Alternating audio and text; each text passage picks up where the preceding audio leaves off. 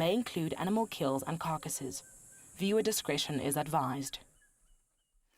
Well, a chilly dawn has broken here in the northeastern parts of the most magnificent country in the world, South Africa. This is Safari Live.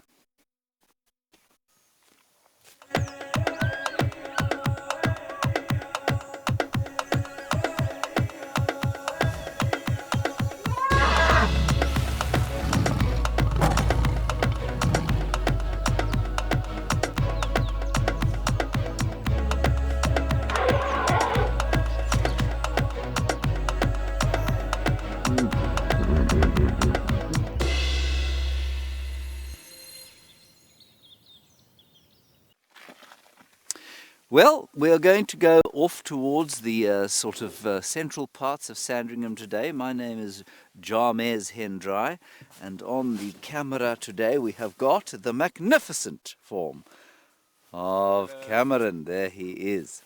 Yes, it is a chilly morning here, and we are, as I say, on Sandringham Private Game Reserve in the northern parts of South Africa, western fringes of the greater Kruger National Park area, and we are on the hunt for the Black Dam Pride, who I would like to reacquaint myself with in the next couple of days. It's probably about 12 or 13 degrees Celsius, feels utterly Baltic, but really as far as winters around the world go, it's not too bad. We are now going to hand you over to young Daniel Fisher in the Sabi Sand Nature Reserve, where he will no doubt be looking for leopards.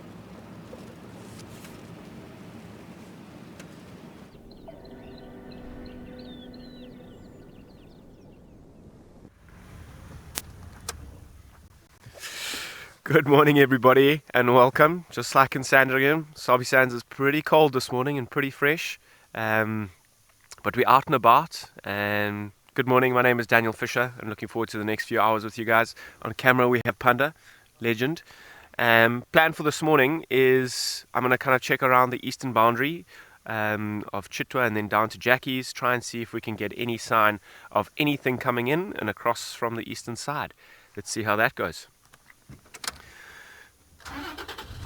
So yeah, I mean, while we're down here, we're trying to see if we can find any tracks and signs of maybe lions. I think there were lions yesterday, not on our side, but on our eastern side.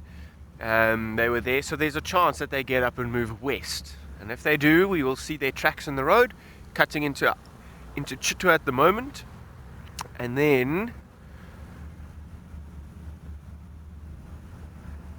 then we'll probably head down towards Jackie's Dam and see if we can't follow up on that leopard that was there. In the meantime, let's head over to Amakhala and say hello to Andrew.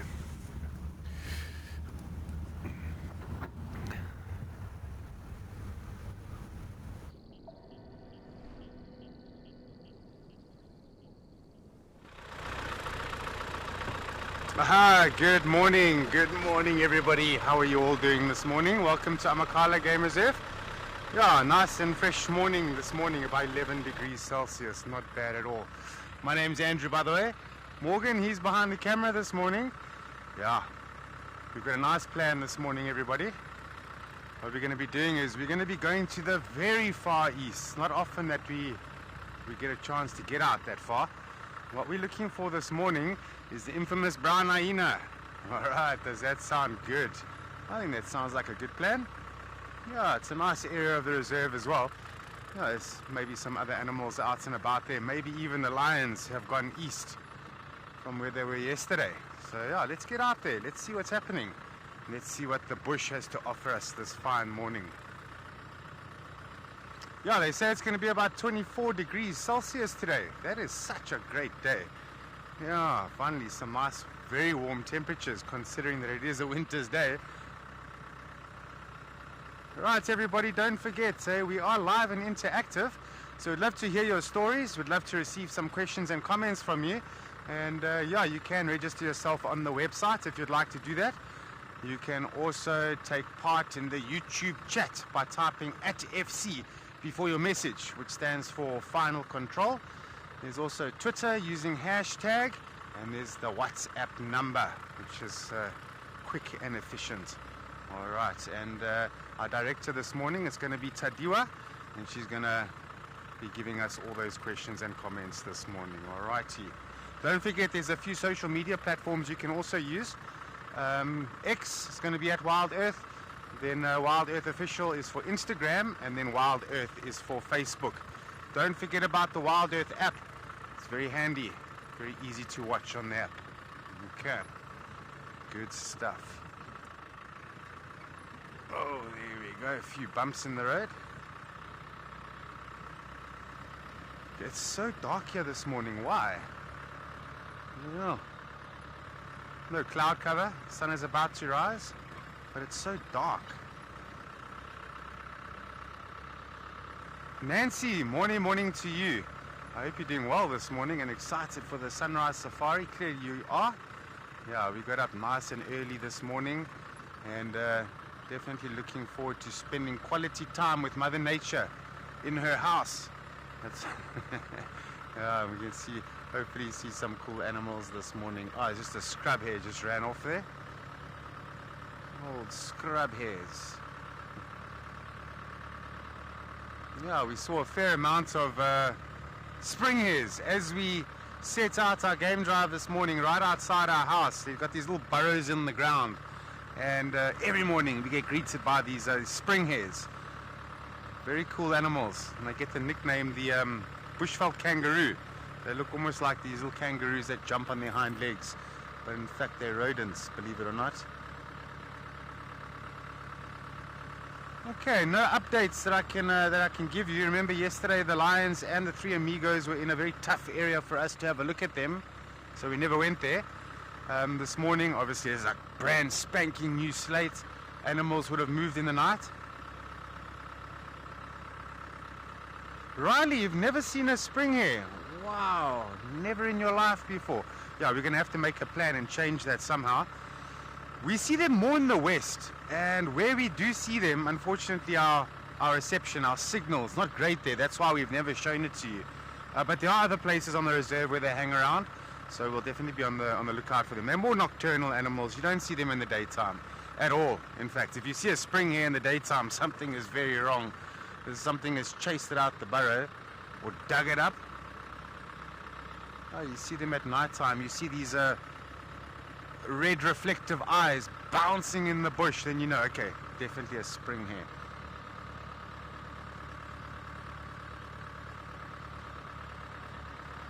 Grumpy old man, you and me both, eh? Looking for that caracal. Oh yes, yeah, we've got a few days left, eh? Yeah, just a heads up, myself and Morgan, we're going to be heading back for a break on the 14th. We'll do the sunrise safari. So in other words, there's still time. Yeah. I want to go home and say, yeah, I did it. We did it. We saw the caracal.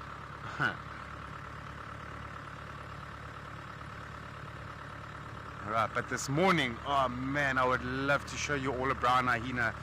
Yeah, they're very difficult animals to see on the best of days, let alone putting them on a camera. Yeah, but as soon as we see one, hey, Morgan does his magic tricks, gets the camera in that direction, focuses it, and then our directors will see what we've got, and hopefully the animal will still be around. Okay, but this area that we're going to this morning, being the far eastern part of Amakhala, there's a brown hyena that hangs around there. This particular brown hyena doesn't run away from vehicles. The one morning during the virtual safaris, myself and Morgan had this brown hyena, and man, I don't even know how long we were with this brown hyena. Maybe 10 minutes, maybe 20 minutes. Let's call it 20 minutes. And we watched this brown hyena walking around and doing its pastings, sniffing around. We walked in front of the vehicle, and we both looked at each other and we're like, oh yeah, it sounds about right. It has to be a virtual safari day. So yeah, but we'll get it live one of these fine days. At least there's something to look forward to with the virtual safari. Brown hyena. I see the sun is gonna rise soon. going to be a wonderful sunrise this morning. Righty, James is on the move. Let's go and join him and see where he's going.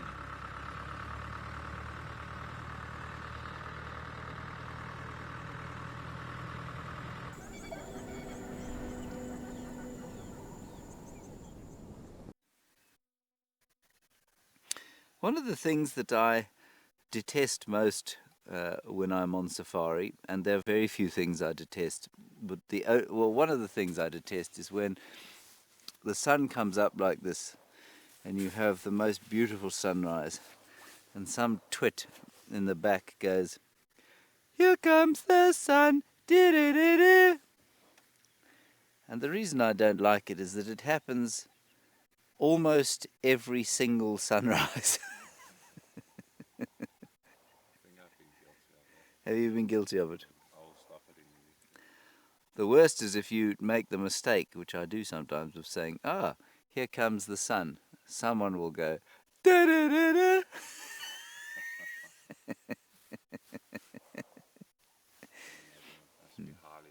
It is highly annoying.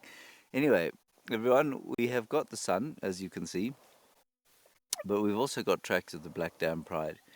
They were apparently shouting all night long on the airstrip. That's where we were going this morning. And we've now got tracks of them going away from the airstrip and up towards the north. The Tracker Academy, led by the inimitable Innocent Ngwenya. They are all, we've met them. They're hot on the tracks. They are also bundled up like a group of particularly frigid mummies at the moment, hoping as they are to warm up. I've no doubt that a little bit of a rev from the less friendly members of the Black Dam Pride will warm them up quite quickly. There we go. The sun is now up and the Lowveld is magnificent. I do apologize, everyone, for the picture breakups that there have been. We are experiencing some technical difficulties, but don't worry about it. We have got a number of highly clever people on the job trying to fix the problem, whatever that problem or problems might be. Okay, I think it's just lifted off the horizon. Let's carry on. Oh, you'd like me to go to the dash cam, would you? Why is that? You want to change something, and you don't want it to look messy. Okay. There we go. Tell me when you're done. Are you sure? Okay. Let's carry on.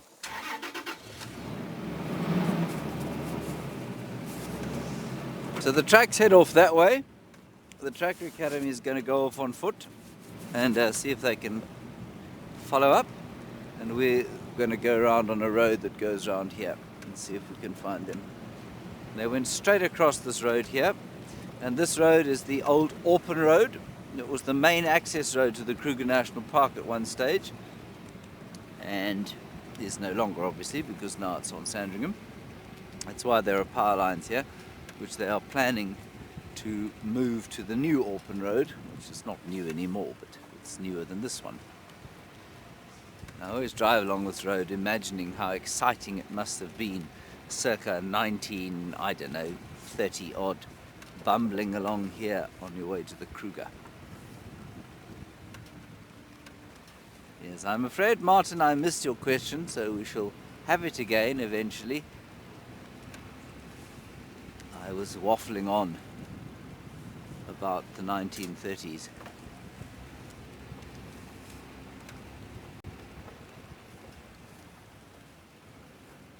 Oh, no, Martin, I haven't noticed that the Black Dam Pride uses specific routes on specific days. I've found that I haven't spent enough time here for me to pick out any kind of obvious patterns in their movements. So no, I haven't noticed that.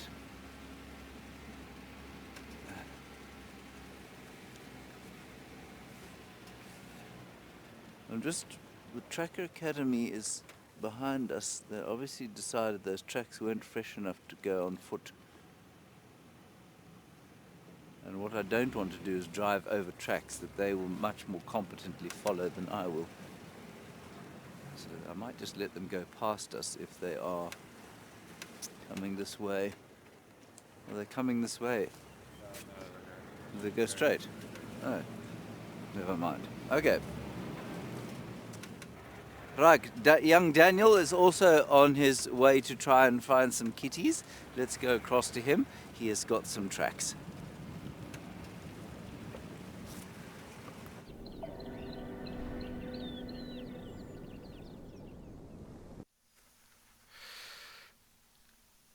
Okay, welcome back everybody.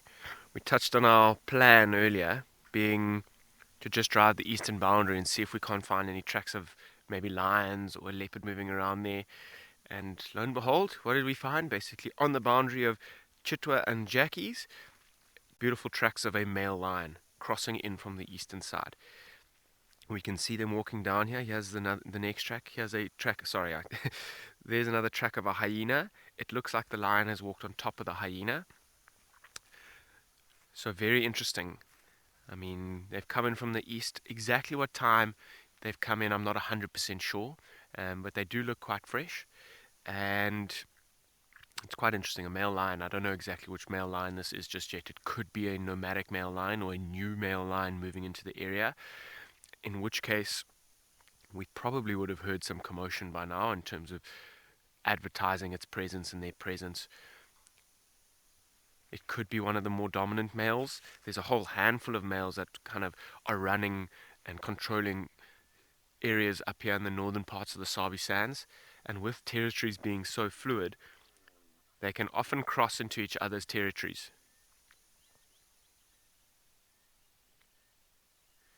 Polly, yes, they are fresh, and yes, all cats have those three lobes at the back.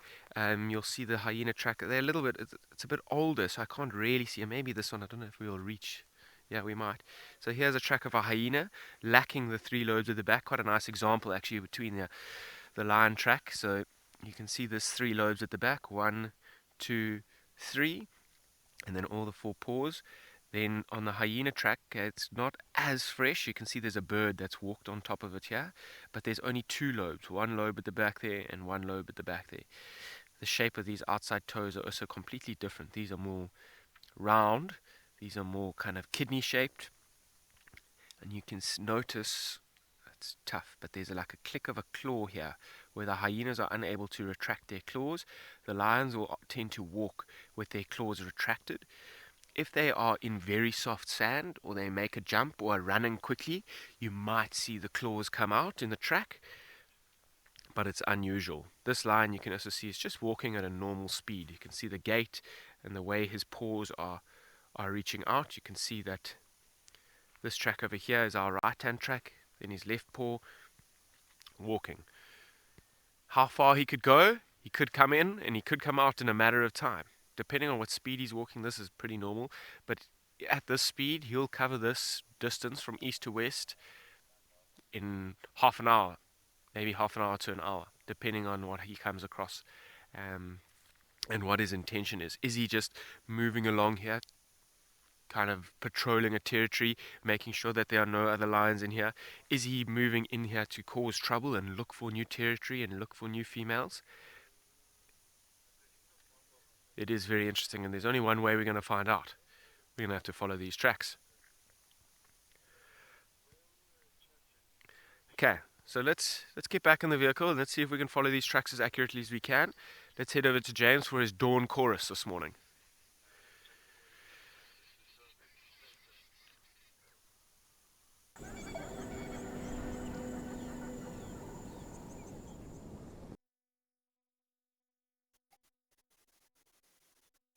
There's not much of a dawn chorus going on here. Typical winter dawn chorus, really. The dawn chamber music. But what we do have is a hungry African harrier hawk, which is wandering about, just fossicking under the bark, looking inside the tree for, at this time of the year, largely invertebrates. It's not going to find any nestlings, which is what it would be going for in the summer. So probably hoping for beetle larvae and lizards, and anything else that might be hiding under the bark of this tree and the previous one it was knocking about with.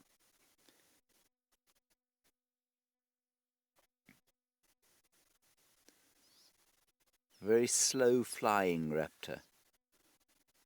Wide wings, long tail, and so it can sort of move around these slightly awkward areas without having to get too much speed up.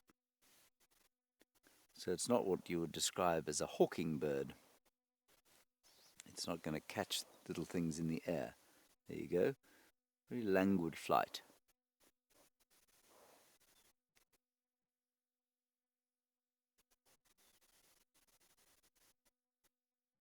Well, thanks for nothing, bird. All right, so we haven't driven very far since last we saw you. We're just sort of... oh, that's not a great picture. We're just driving along the ridge crest here. The lion tracks were coming from there across to this way. I suspect they crossed over this ridge, possibly onto this road. But it's quite tricky to tell now because the soil is quite hard. Do we have any sign? No, we don't. Right, Andrew is on his endless quest for what he calls the caracal and also for the brown hyena. Let's see how that's going.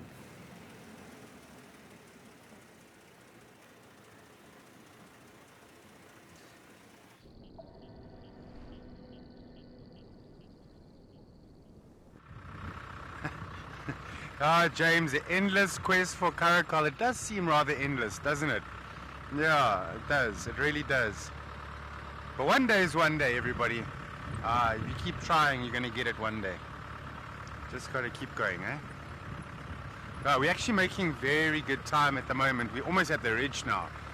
Whereas usually, when we decide to stay a bit more local on the reserve, we're only in the dune thicket by now, which is far away. So we're actually doing very well with time this morning. And the sun hasn't even risen. So I think by the time we get down to the far east, the sun would have risen just a little bit. Perfect time. Perfect time for brown hyena.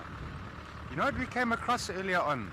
We didn't see the animal, but we just saw the sign of a very fresh aardvark digging.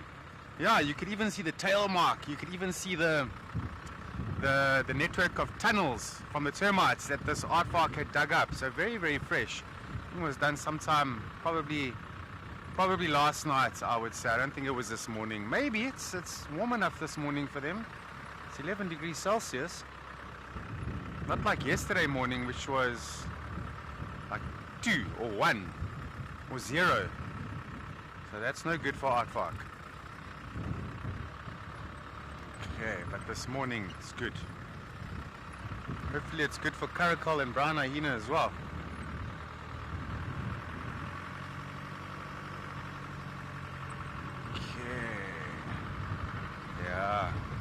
We've got about, yes, we're not even halfway yet, I would say. We still got to get down the major hill road into the basin, cut across the plains, all the way to the east. Hey. Lucinda, you're asking me impossible questions now. No, you'll never know. Even if you bring in a brown hyena research team to Amakhala that was permanently based here, every night, every morning looking for brown hyena, they still won't be able to tell you. They're just so elusive. You know, for the odd brown hyena that's on the reserve that isn't elusive, that doesn't mind seeing, there's so many more that they hear a vehicle coming and pew, they're gone. You get the tail end. So you would never know. Same like caracal, it's exactly the same as Cape leopard. You'll never know. And that's the beauty of it. Yeah, you know, when I think of numbers of animals, like, you know, often when I was a lodge guide here at Amakhala, and guests would say, okay, so how many giraffes do you have? You know, I know the general number of population, but I would always say it's undetermined, because you don't want to shrink the size of the reserve by saying there's, for example, 60 giraffe, there's X amount of elephants, there's X amount of this, X amount of that. So I would try and keep it a mystery as much as I can. Alright, but yeah, 10,000 hectares of land and still growing. Yeah, Amakhala, it's making bounds over the years. It's almost 30 years. That's just over 20 years now. So about 25 years that they've been a reserve. And they've really, really come a long way. Alright, I don't know what the original size was when they started, but at the moment, it's a decent size. 10,000 rugby fields, 10,000 soccer fields. Think of it that way. That makes up 10,000 hectares of land. Alright.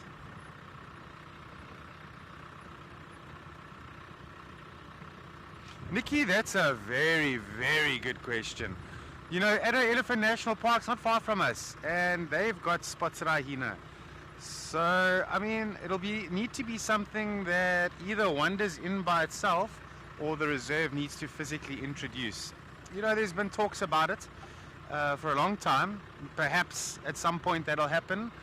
But let's be honest, I'm going to put the spotlights away now, it's too light. Let's be honest, once you know, all these neighboring game reserves start dropping the fences, yeah, you'll find that spotted hyena will probably make their way to this area here. Yeah, I would love to come across spotted hyena on Game Drive. Imagine me driving down this hill road and we've got a clan of hyenas walking up the road. Yeah, oh, that would be so cool. But some of the lodges are also unfenced. And I can see what's going to happen. You have a clan of spotted hyenas and there's an unfenced camp. They're going to go into those camps and they're going to pull all the pillows and all the patio furniture. That's sometimes what they do, eh? But Jack comes with the territory. You know, this is a wild system. Okay, slowly making our way down this hill road now.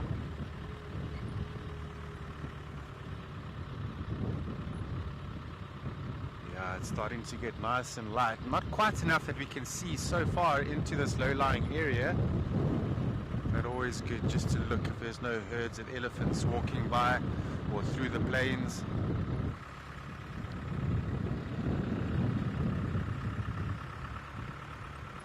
Yeah, we've come across lions up here before. This hills.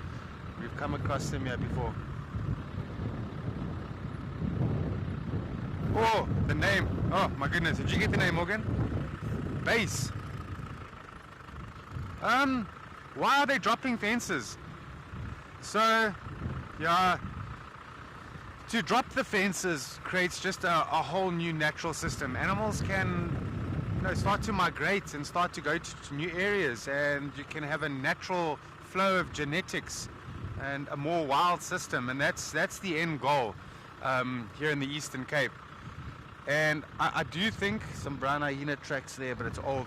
What I do think is, if South Africa had to do what, say, Tanzania does, where all the national parks are open, it's open to the cities, it's even open to Nairobi. Animals can walk there. So the people there are very used to it. But if South Africa was going to do that, there would need to be a few changes in laws and things like that. Firstly, the speed limits would need to come down. Okay, you can't be traveling 120 kilometers an hour, you know, on these national roads when potentially animals are going to cross those roads, you see. The next thing is we're going to need to make very strong laws for poaching, against poaching, so even subsistence poaching. Otherwise, you know, poachers would just go crazy just poaching the animals. So what Tanzania does is the national parks have got agreements with the local communities that tourism is going to come in. We need to protect the nature, and the more animals there are, you know, the happier the tourists are going to be, the more are going to come, and the more money is going to come to the country. And so they take a section of that money and they actually give it to the local communities to subsidize them, but they make on condition they've got a very high penalty for poaching. All right, but we're going to carry on down this hill road. We're going to send you over to the next guide in the meantime.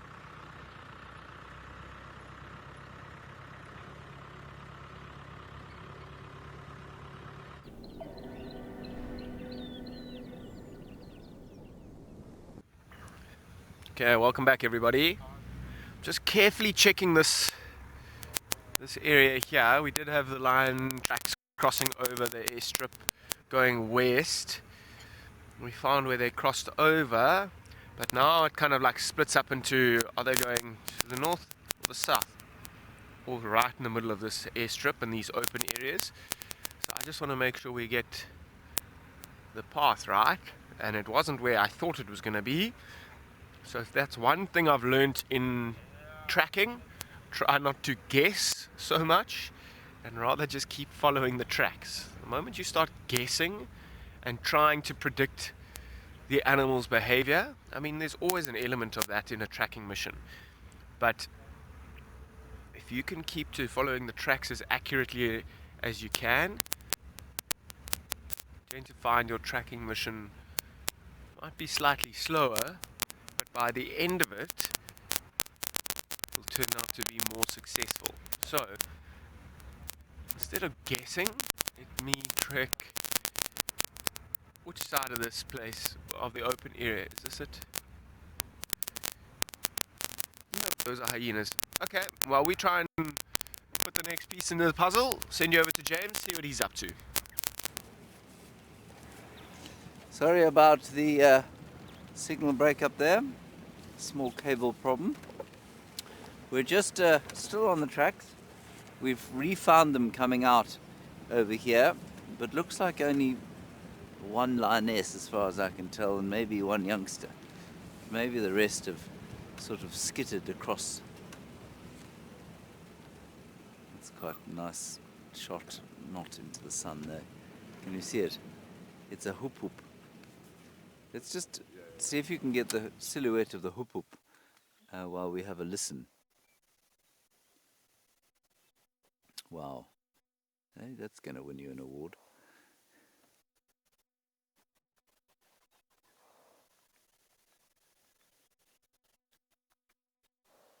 You can hear a woodpecker going.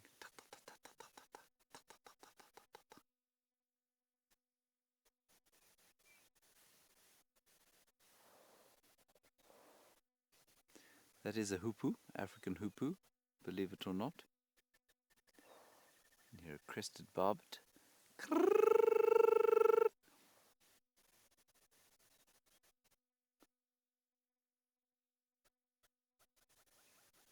Hornbill. I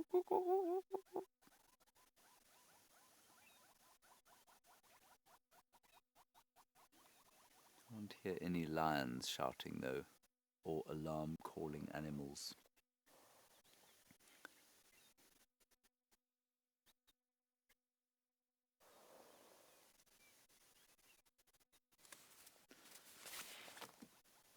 Tristan, they are beautiful birds, but they're not very similar to woodpeckers in that they are probers. So that beak of theirs is really for probing into the ground mainly, and into holes if they can, but it's a very delicate beak. So it's not like a woodpecker, which obviously has a much less delicate beak. It has a beak like a chisel, and associated physiological adaptations to slamming its head into hard surfaces and not doing damage to its brain.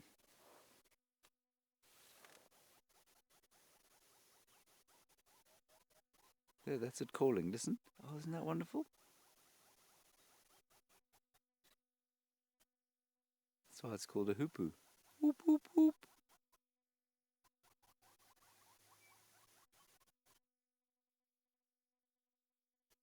Come on. Do it again. That's so cool.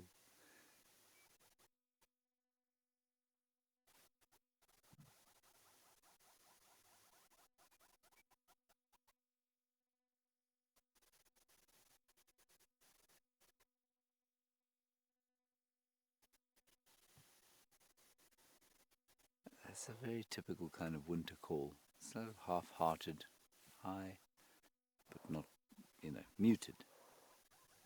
Okay, let's on.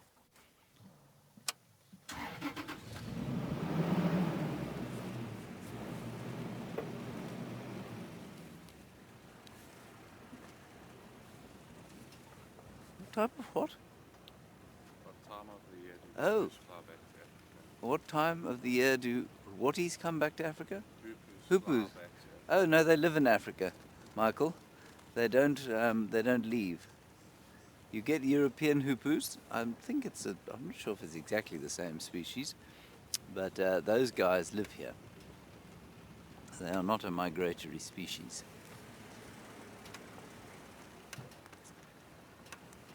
So I've turned round now. The last lion tracks we had were just over here.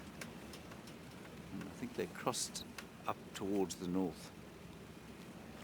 So we'll take the next road towards the north and see if we can pick them up there. Yeah, there they are. It looks like more of them. They don't look as fresh as I thought they were earlier, because there are civets and various other creatures of the night that have walked on top of these tracks. So I think they probably moved around here while it was still quite dark. Probably at least 2 hours ago. So they came along here, there they went. In there, I think. Luckily there's a road not far from here and we can go along there.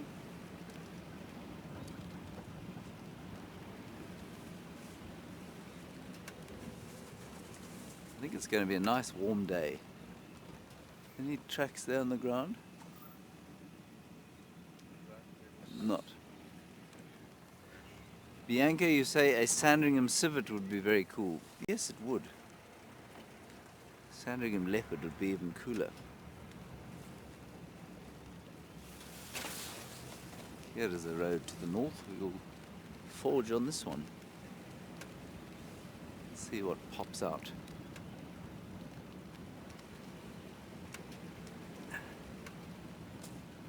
It's quite thick bush in here still, and you know there's still quite a lot of thick grass and generally thick vegetation from the pretty good rainy season we had.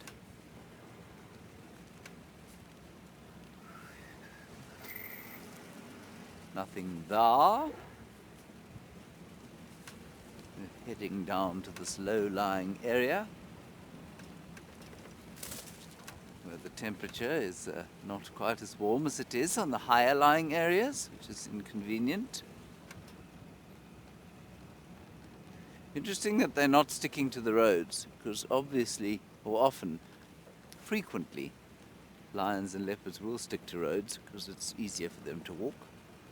And when they don't, it's normally because they're on a bit of a mission. Bit of a mission or a hunt.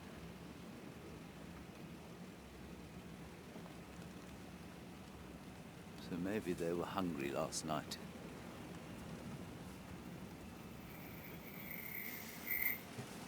They have not popped out here.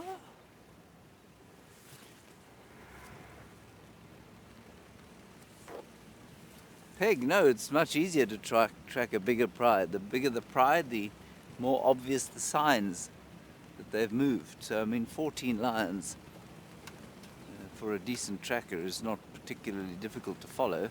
It just depends on how far they've gone. I mean, if these guys passed through here 2 hours ago, they could be kilometers and kilometers away.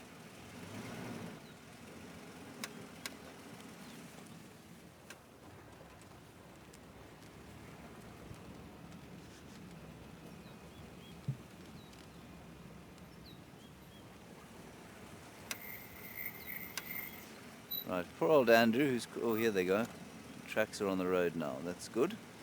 Poor old Andrew, who's so far further west than we are, has only just managed to find himself the sun. Dee.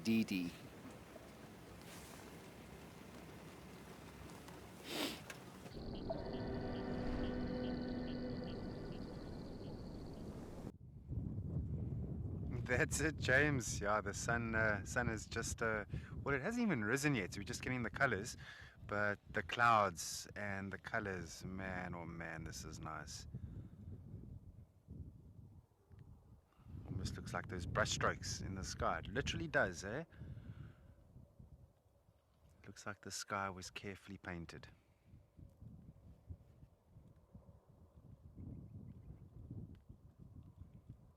Just beautiful. Alright, so this is where we do a little bit of 2-in-1. Yeah, many of you will know that this is a good opportunity to watch the sunrise, but also a good opportunity to listen out for birds and mammals. So let's do that quickly.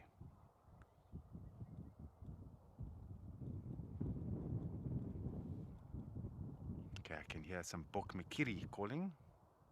This is quite a pretty bird. Part of the bushshrike family.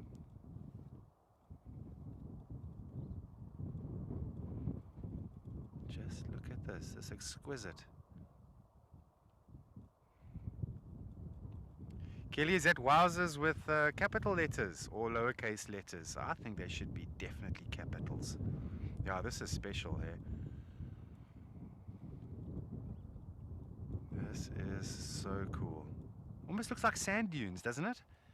Yeah, it almost looks like sand dunes out in the distance there.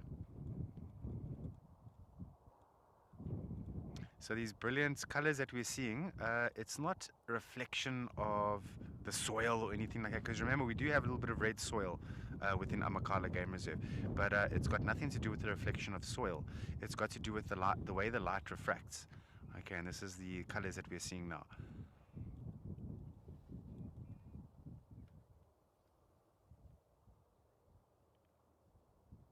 Sure, this is something else. Very gentle colors, I think, this morning. It's not pronounced like some of the sunrises. Nick, yeah, 100%. Yeah, this is a very nice sky.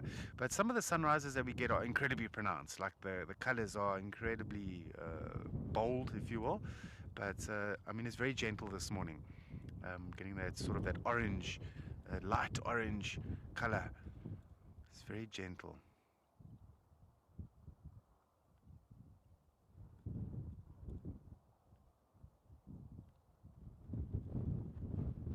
Yeah, something I've always loved about sunrises is it's sort of the official notification to yourself and, you know, to the nature, to South Africa, that the day has begun.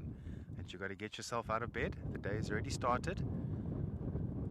No lingering around, no procrastinating. Get going with this beautiful day. And that's what I love, waking up early, because you just feel like you're making the most of your day. You feel like you're making the most of the morning, that you're even up before the sun is even up.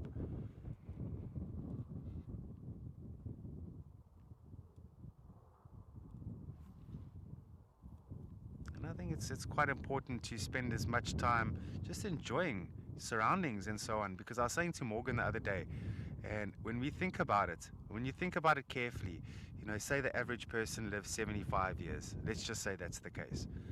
That means you only have 75 winters, 75 autumns, 75 summers. Tammy, you want to come and experience this? It is possible. Did you know that? So I'm actually going to be hosting a private safari here in Amakhala Game Reserve in September. It's coming up. Where are we now? We're July, so then August. So September is coming up in about a month and a half time. And yeah, I'm going to be hosting a private safari here in the beautiful Amakhala Game Reserve. It's going to be happening on the 8th to the 14th of September. Okay, there's 4 spaces available, and we're only going to be having 6 guests on the vehicle. And we're going to be making the most of enjoying the comfort of 2 luxury safari lodges here at Amakhala Game Reserve.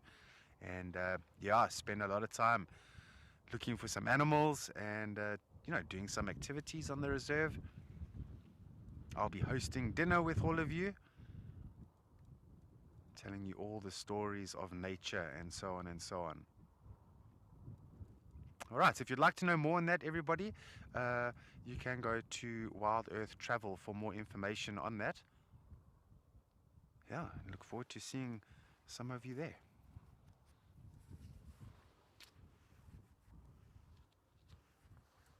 Alright, everybody, that was a lovely sunrise. I don't want to lose momentum. Let's fire it up and let's carry on. Alrighty. Let's go.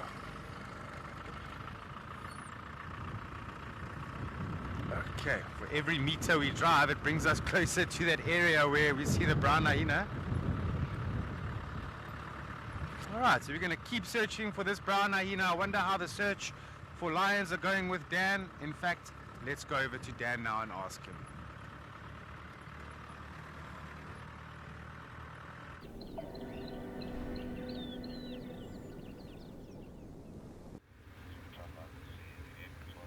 Okay, welcome back everybody. Yeah, the lion search, we not 100% sure where the last tracks, well, I know where the last tracks are, but I don't know where they went from there. Looked around and then I just couldn't find the next set, so we're trying to see if we can't loop a bit further ahead and try and see if we can find the next set. We did go back to the last ones that we had and try to guess it as much as we could. I mentioned earlier, try not to guess so much, but when you can't find the rest, you've got to try and make an educated guess. So kind of move up ahead, loop around, try and see if we can't spot anything. Also stopping from time to time depending on which male it was that's moved through here. He might be calling. He could also be long gone through here as well if he passed through here early last night or a few hours ago. So we're just slowly doing like little S shapes in the direction that he was heading, seeing if we can't find our next puzzle piece. In the time that we're doing that as well, we're always on the lookout for anything else. Elephants, good distraction for a searcher. It also allows you to that very important time to stop and listen. Particularly in the mornings when the sound of the bush is traveling far through the air, through the cool air, and you've still got some nocturnal animals moving around. Stopping and listening is so important. You can deduce a lot about what's going on out here if you just use your ears. The animals will calling around, whether it's a bird or an impala.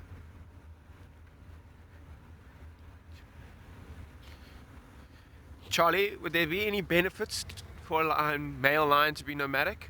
So it's an interesting question, because if you see the sole duty of a male lion to sire offspring, it's very challenging to do so when you are nomadic. So if your objective is to sire offspring, which in this world it kind of is, you're kind of deemed to be a successful male or female if you are raising young that are your own to their own maturity so that the genes get passed on. So there's little reward to a lion being nomadic. There's also lots of risk, because when you are moving around as a nomadic lion, most area is occupied of sorts by some other lion. So when you're moving, you're kind of constantly moving through other lions' territories, and those other lions are looking for you and trying to ensure that you stay away from their territory. So you're constantly being chased. It's a pull and a push. So there's little benefit to being nomadic. The time when males are generally nomadic is when they leave their mothers. So not a rule that is set in stone, but around 2.5, maybe 3 years old, they kind of get chased away, sometimes earlier, sometimes later. And that's when they kind of enter this nomadic stage of their lives, where they need to kind of ensure their own survival, try and be as fruitful as you can during those nomadic years. You'll see, because male lions, they grow and develop a lot and they mature a lot. They grow big manes. Their body and their strength and their muscles need to develop, and to do that they need to eat well. The lions that eat and hunt well and scavenge well, they scavenge a lot in those nomadic years. The lions that do well in those nomadic years tend to be somewhat a little bit larger. Often their manes are larger. Yes, the manes are a genetic thing. However, if there's excess energy from food that they've been eating, that excess energy can be put into growing a bigger mane. And a big mane is advantageous because it can make you seem larger when you are coming into conflict with another lion, and the intimidation factor is huge. If you can intimidate your opponent before you even get into a fight, you avoid any risk of injury. That's often how most fights are settled out here, whether you're a lion or a kudu. You try and size your partner up before you get into the brawl, and if you know that you are going to lose this battle, there's no point in going into it. So why do so? So a large man can help with intimidation. If the intimidation factor doesn't work out and you actually end up going into the fight, the mane can act as like a head protector. Protect your brain, because that's what ultimately is going to keep you going. A brain injury is probably going to be the end of you. So yeah, those nomadic years for lion can be tough. It often makes it easier if a young male leaves with his siblings, or his brothers rather, just because there's like an invested interest of spreading the genes. It's also not unheard of to have nomadic lions meeting up with nomadic lions. They kind of have just come to the conclusion that they've got a better chance of overthrowing other male lions and taking over their own prides and their own territory as a group. They then will have to determine the hierarchy amongst themselves. Okay, it'll be very interesting to see how James is doing on Sandringham looking for the Black Dam Pride. It is always challenging in a new area, trying to work out what those lions get up to in the evenings. Let's see what he's up to.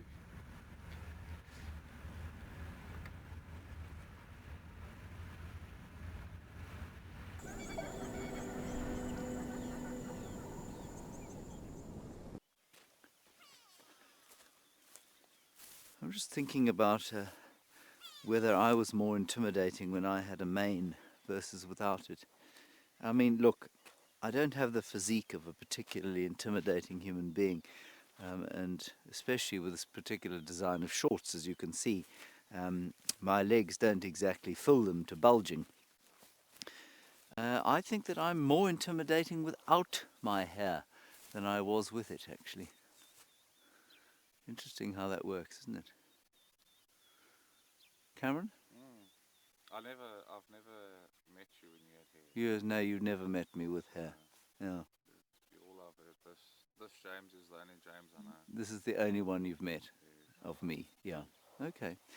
Right. So I'm looking particularly confused because the lion tracks did emerge eventually onto the road over that way, but they haven't come around here. I didn't see them go in there, but there is a water hole not too far from here.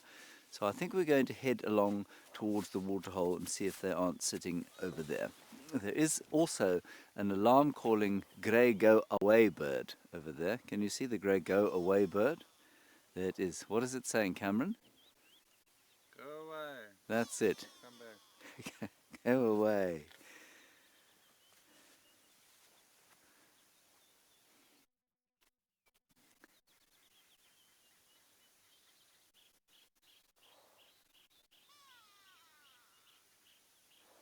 Sometimes that's an alarm call, but not always. Sometimes it's just a shout at its friends. Okay, it's such a nice warm place to sit in this clearing, but I think we will have to move on.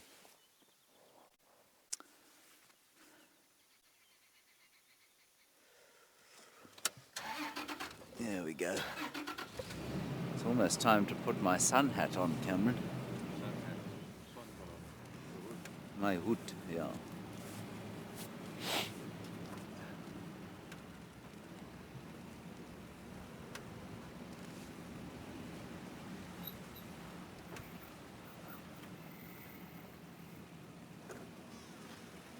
You see, the tracks don't come through here.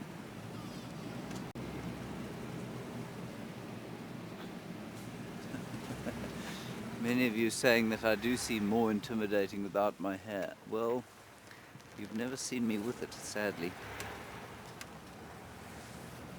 You can rest assured that if my physiology allowed for me to have hair, I would certainly take it back. My long, dark locks that I used to have.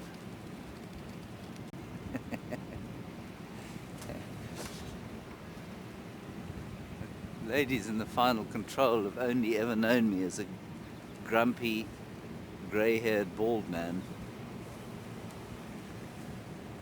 They didn't know me when I was grumpy and dark-haired. Okay, let's not talk about that anymore, it's too sad.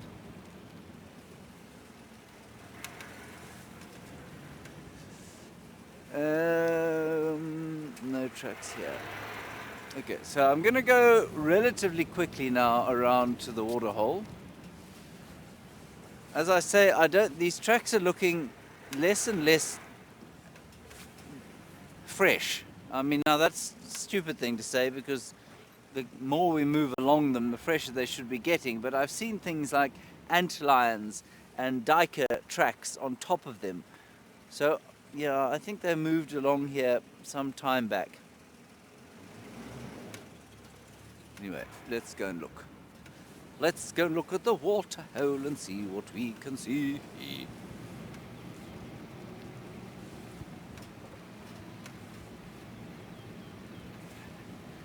Now, a waterhole this time of the year is not necessarily a focal point for lions or predators, but they will sometimes go and look for thirsty creatures where there is water. Right, now I believe we're going to go to someone else. That leaves us with two options, so I'm going to take a 50% punt and say we're going to Amakhala with Andrew.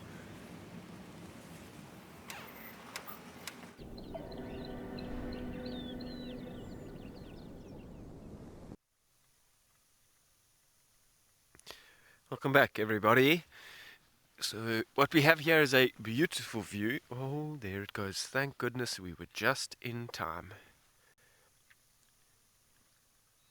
Well done on getting that panda. All the other birds just go a bit crazy when that happened. But what we did have there was an African hawk eagle. I wonder if it wasn't the same individual that we had yesterday. And the reason I say that is because we're not that far. And once again, it's by itself. And more often than not, you see African hawk eagles in very close pairs. I wonder if this isn't a juvenile, or it's not a juvenile, it's an adult, but a young adult that is now looking for a partner. So once they do find their partner, they will stick together for a long time, forever in fact. Maybe it lost its partner, that's also possible. To predation, could have caught disease and got ill, eaten something it shouldn't have.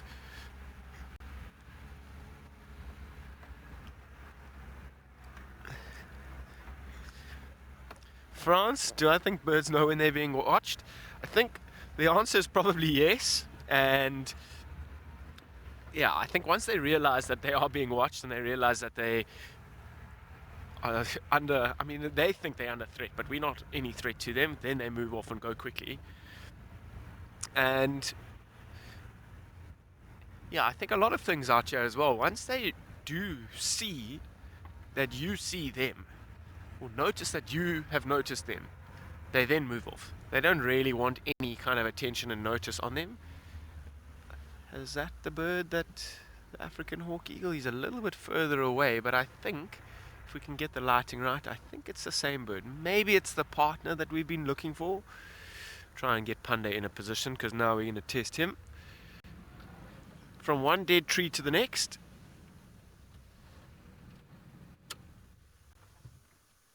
As you can see, it's quite far away. Let's see the zoom capabilities here. Remember the black and white in the front of the bird? Wow. Crazy. Yep, that's it.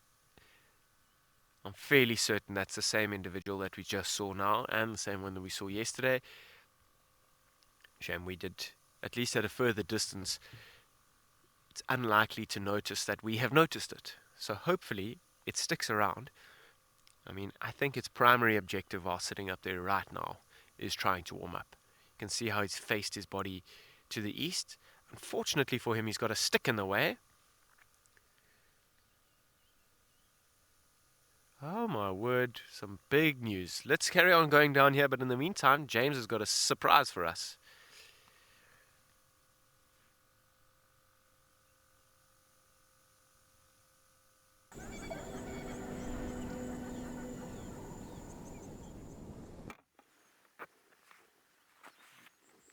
So we're in the middle of a hunt here, I think, everyone. We found the lion, and we've had giraffe herring around and zebras herring around, and now an alarm call up ahead.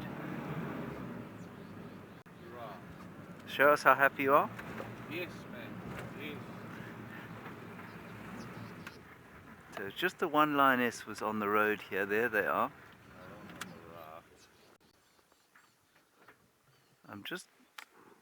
There's impala alarming. There are impala alarming. I'm just trying to figure out what's going on here. I don't want to ruin a hunt, and I also don't want to give them a fright. We know that these lions can be a little skitty sometimes if you get too close too quickly.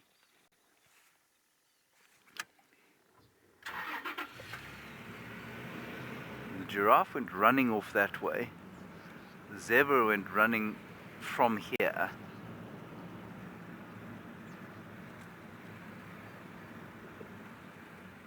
Tandega, the females are not always responsible for the hunt, no. Quite frequently everyone will muck in, especially on a big animal.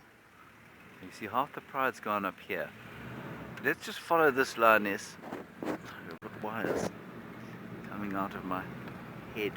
There, she's crossing in here. They're in the middle up there, the rest of them. Yeah, they're definitely hunting here. So Tandega, you'll find that the females do a lot of the hunting, but males are very competent hunters. 1, 2, 3 lionesses in here, at least.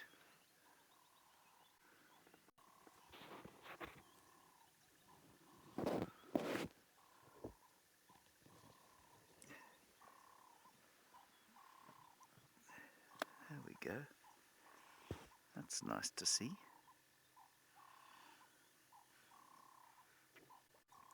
Nella, you say a lion live hunt would make your year. Well, I mean, we're kind of in a live hunt. Whether it will be a successful one or not, I don't know. There's a lot of alarm calling.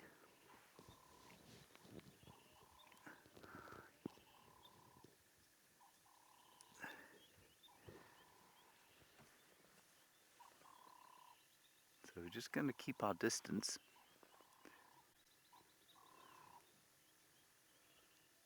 Now this is a large pride of lions, so we don't know where the rest of them are.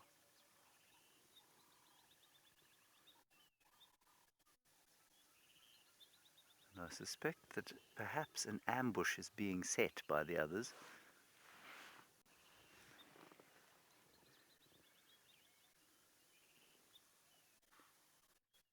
Here we go, watch this. So that they know those, ooh, here we go.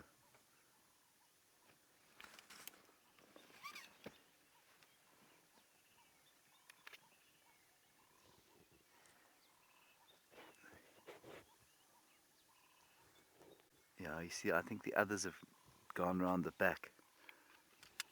And I think that they are currently trying to flush something, maybe those impala, towards this waiting group.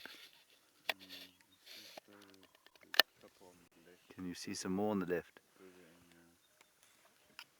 I'm going to go forward as opposed to follow them in. We'll just you can keep the camera on them, and I'll just drive with this camera.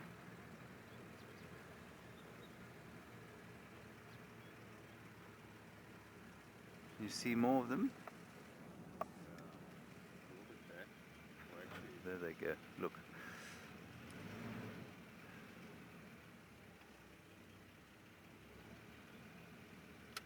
She's just heading straight off there. What's in there? Oh, they're the other lions. There's the rest of the pride. See, towards the left there.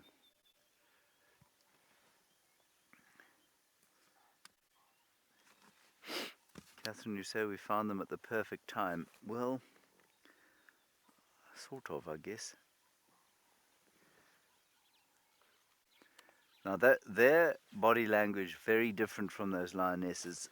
To me, they've kind of given up. I think they've been spotted, so they've kind of decided that it's not worth it. There's a youngster. More behind. Yeah.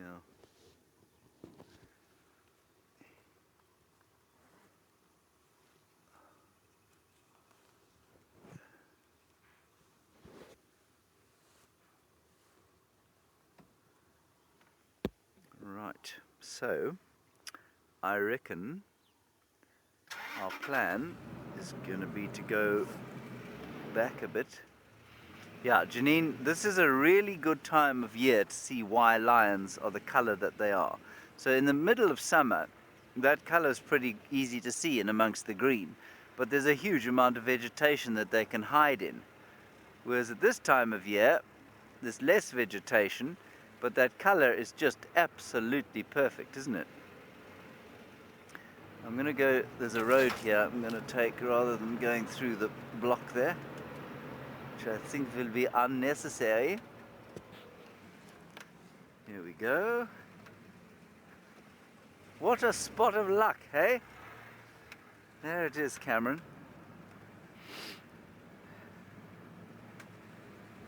You didn't think we were going to find them today, did you? I never doubted. You never doubted. There we go.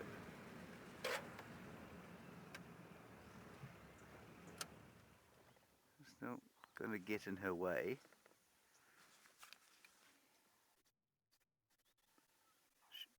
There's still alarm calling behind us, so I think the pride is quite spread out. I wonder if they weren't after those giraffe or the zebra.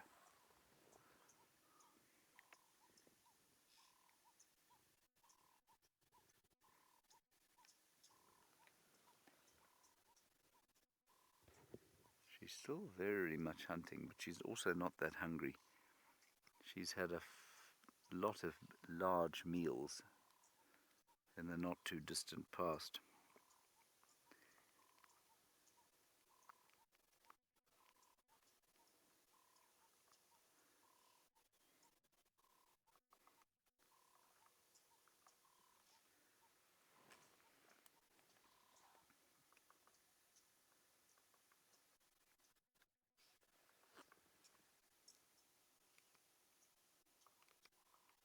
Martin, how strategic are lions when they hunt? They are very strategic when they hunt, Martin. There is a...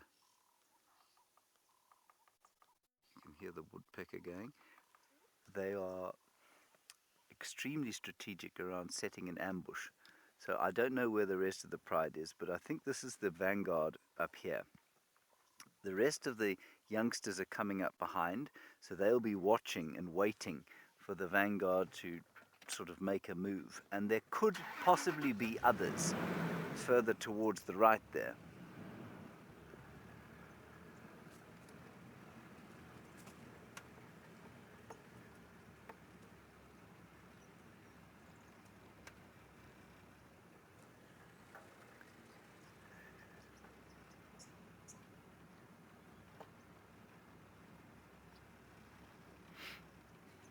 There we go.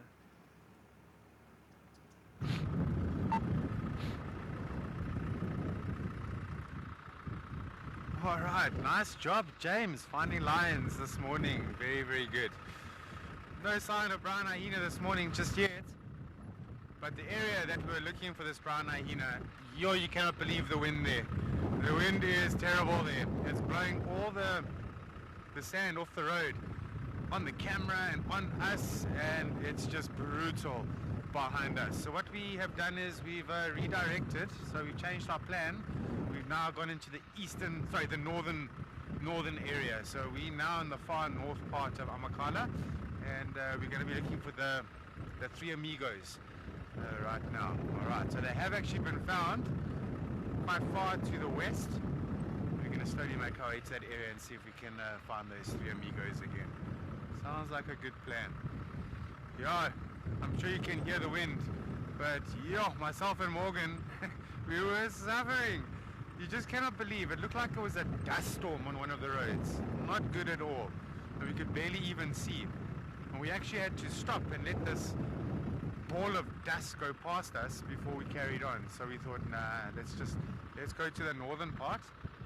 And then we'll give the brown hyena a search another day. But then don't forget, there's also brown hyena in this far northern part as well.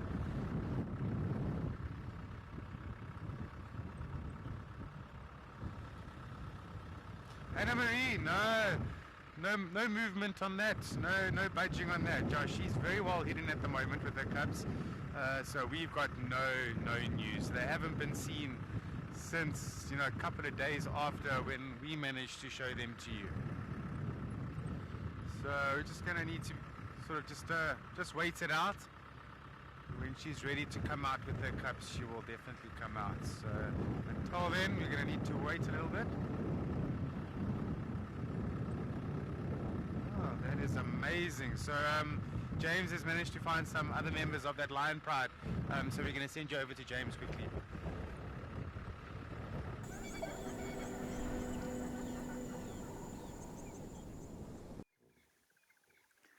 We've just had a huge walk by of the whole pride, and there's the big male. He was sitting with the younger male, and now he's up.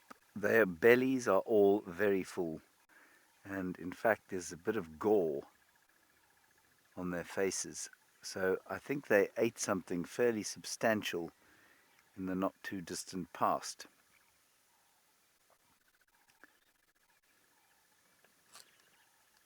I mean, this guy's covered in muck, that young male. Typical young male. Mucky, hasn't bothered to have a shower yet. Let's carry on.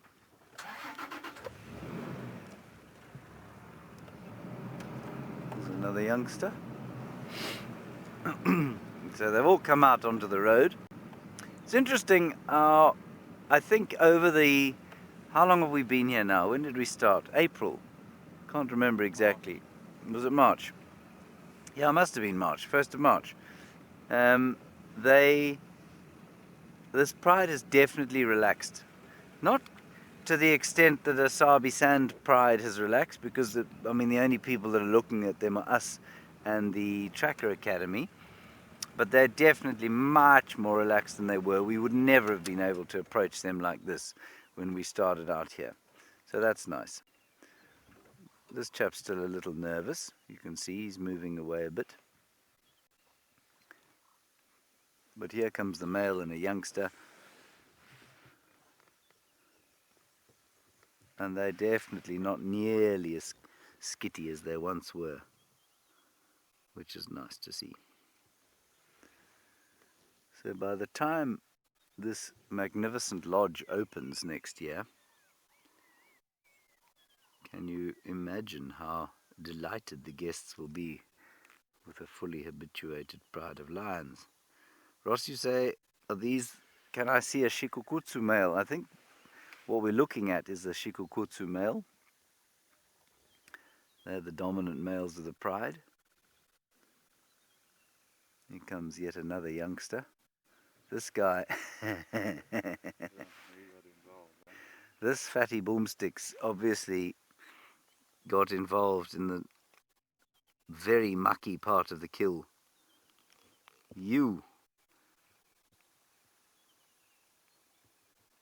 I think these guys killed something not that small, and I think that was probably in the very early hours of this morning. And they've now finished it, and they're moving on.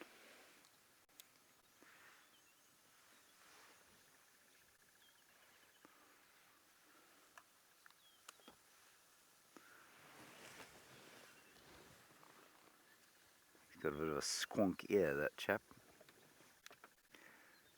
So maybe they're going to have a drink at the waterhole. Be nice. Yeah, so 50, you're agreeing with me. You're saying you think that they have chilled out a lot.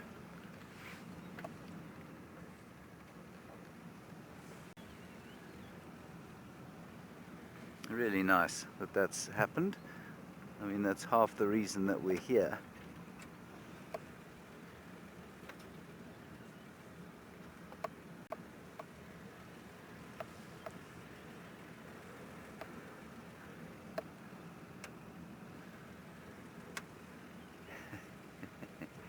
I'm just going to give this guy a little bit of space.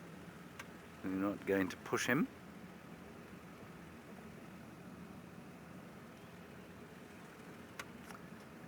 Roland, I have seen lions chasing a giraffe. Have I seen them actually take one down? I don't think I have, you know. No, I don't think I have, Roland. I don't think I have seen lions take down a giraffe. I've obviously seen plenty of them being eaten, but I'm not sure I've seen one actually being murdered.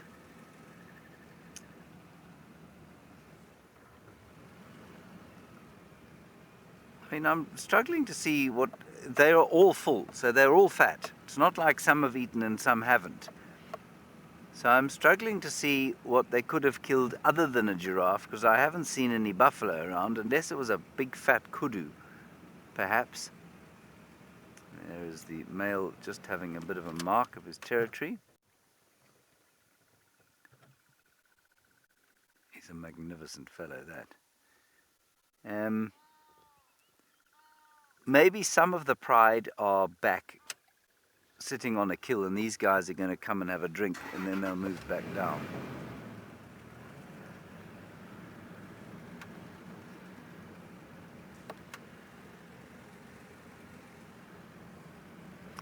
If they do get to the waterhole, which I think they're about to, we should be able to count them all.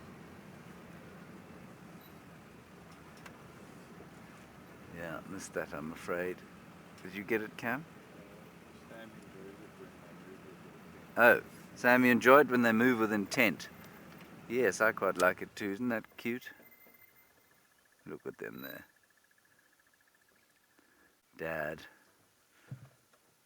And dirty son. He didn't like me calling him a dirty son, did he?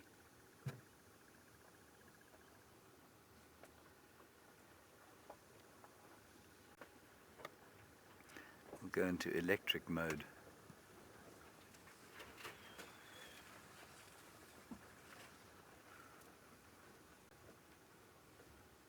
One, two, three, 4, 5, 6.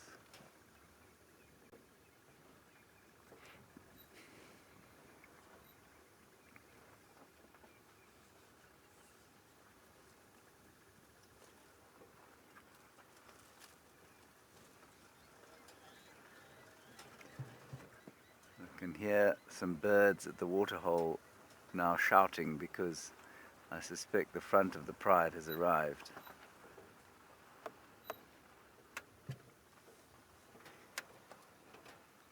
So interesting that they were hunting when we found them, despite the fact that they had clearly already eaten. So maybe some of them are still hungry, but also they are tremendously opportunistic. Right, Andrew has got off the car. I believe that he has got something interesting to show you. We'll head down to the water.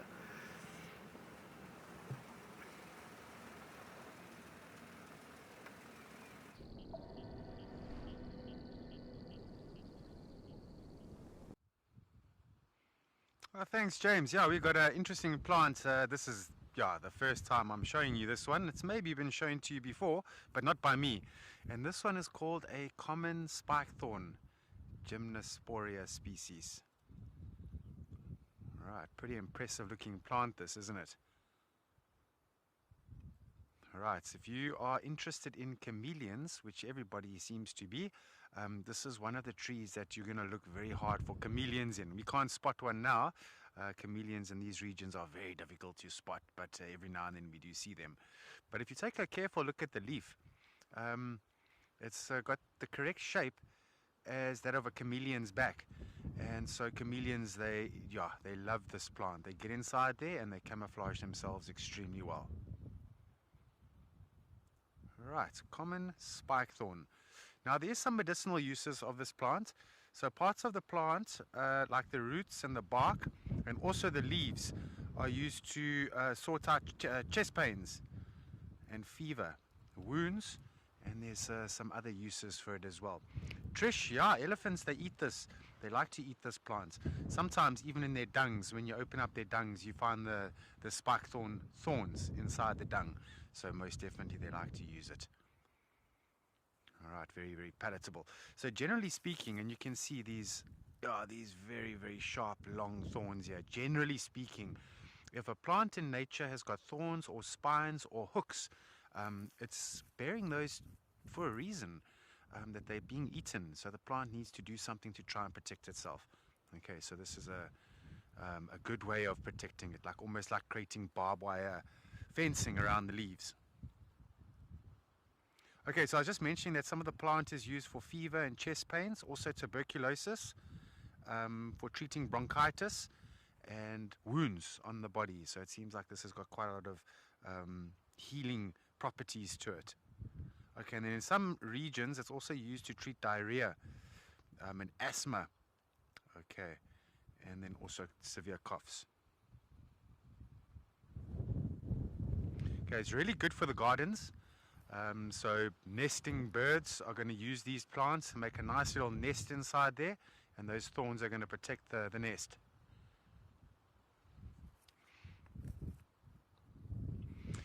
Sorry, I didn't get the name. You get it, Morgan? Bean. Oh, we've got a vehicle coming down this way. Bean. Okay, so yeah, the chameleons that you find up further north, those are the flap-neck chameleons. The ones found here in Amakhala, those are called the Cape Dwarf chameleons. All right, but we're going to send you back to James now, and we're going to let this vehicle pass that's on the road here.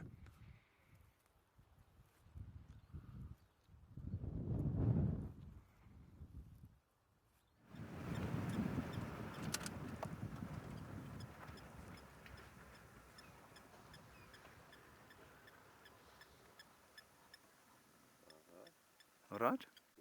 Oh, hello everyone. Sorry about that. I missed that little signal.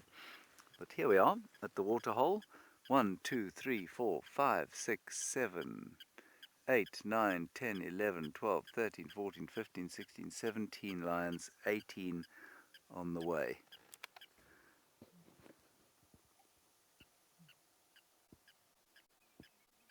What a sighting.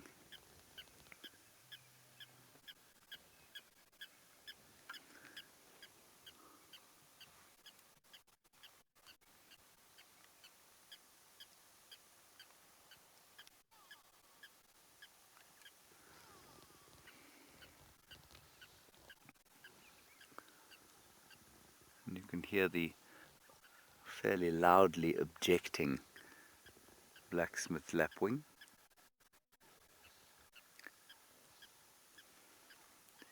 Hitherto having a peaceful morning.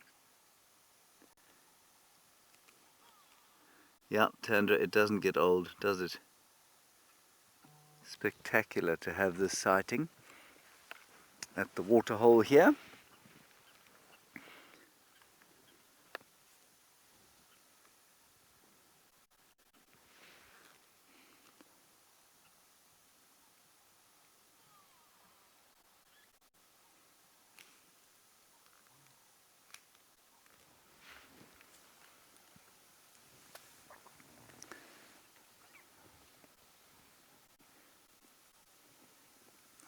I'm not going to ask Cameron to show this, but the 4 or 5, what I suppose I'd refer to as senior lionesses, are sitting on the wall behind us, looking as if there is more to see and more to get just behind the dam.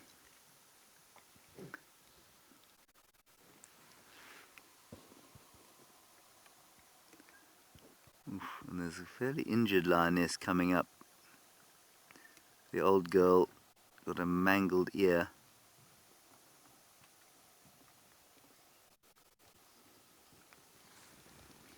They do, Sam. This pride does spoil us when we get to see them. And how wonderful to see so many lions. You know, the average size of a lion pride in the Kruger area is 3 to 4 sometimes two. So say call it 2 to 4 adult females and their dependent offspring. So, if they don't have any cubs or any youngsters with them, the pride can be 3 lions strong, and that's it. So to see 17 like this in one place is really quite special.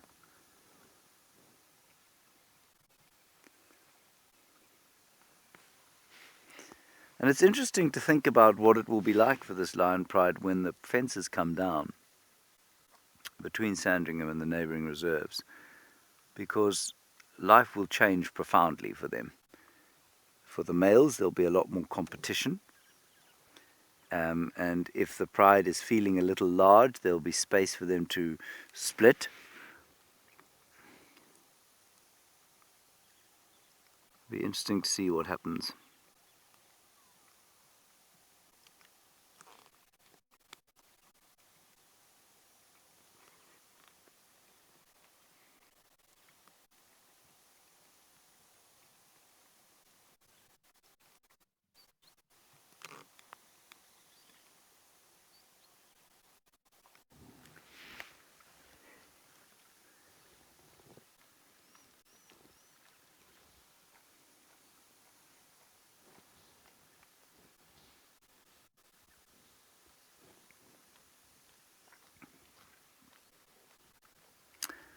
Moses, no. As far as I'm aware, lions are not, they're certainly not prone to it. Can they get it? Yes, they can. Does it kill them?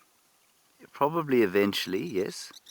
They are, I have heard of it getting into lion populations.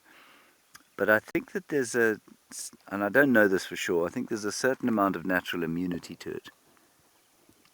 But it's why if you find a dog, like a domestic dog, in a wildlife area like this, you don't ask questions, you take it out. By take it out, I mean you shoot it straight away. And the reason you do that is that the only way to test a dog for rabies is to take a sample of its brain, and you'll be unsurprised to hear that it's quite difficult to get a sample of an animal's brain if it's still alive. And the reason you take that kind of extreme measure and always test is that if a dog does come into an area like this and it is rabid, it can obviously create a massive problem for the wild populations of both dogs and cats. And so you don't want a lion eating a rabid dog.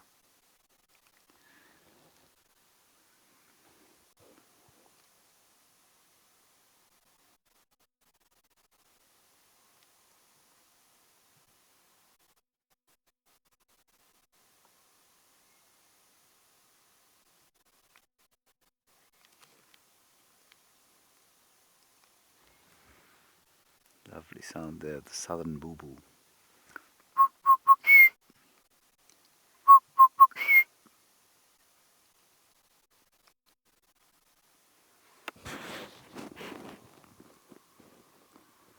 All right, let's go across to young Daniel. He's got off the car and he wishes to tell you something about what he's found.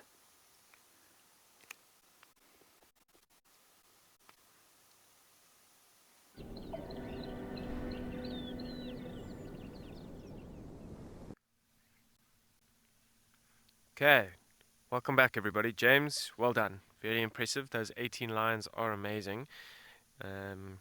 Yeah, well done this morning. Okay, so we've also changed our plan slightly. We finished looking for that male lion. Not exactly sure where he went. We changed plans. We came and headed towards Jackie's Dam, following up on Chipuku that was here on the dash cam yesterday afternoon. And so we've been slowly driving around, and we've stopped at this particular point because there's quite a lot that's going on. First things first is we notice a very large hippo track over here. And you can see he's got 4 toes over here on the outside. Just the size of it is large, very large and enormous, and I mean it's right here by the watering hole. It looks like this hippo was making its way back to the watering hole earlier this morning, so those tracks are probably a few hours old. Very nice. Then in the same kind of instance, just I don't know, 10 centimeters away, we have, I mean, first we can mention this one, but that's an older hyena track. And then more importantly are these female leopard tracks over here. So all within 10 centimeters of one another. We've had 3 different animals all walk past each other in different directions. So the hippo is walking back there towards the water. The leopard over here, there's another track of hers. There's 3 obvious pads at the back and pretty symmetrical toes walking that way. Very clear, very crisp tracks. You can see the hyenas walking on either side as well here. You can see the shape and the angle of the hyena tracks. So here are the leopard tracks. I hope the sun is giving the shadow enough. So you can see the leopard tracks over here and the hyena tracks here. You can see a very obvious, sorry, my grass is now vibrating. There is an obvious claw mark in the hyena. You can see the very clear kidney-shaped outside toe. Only the 2 pads. The size difference is also quite a lot bigger than this leopard track over here.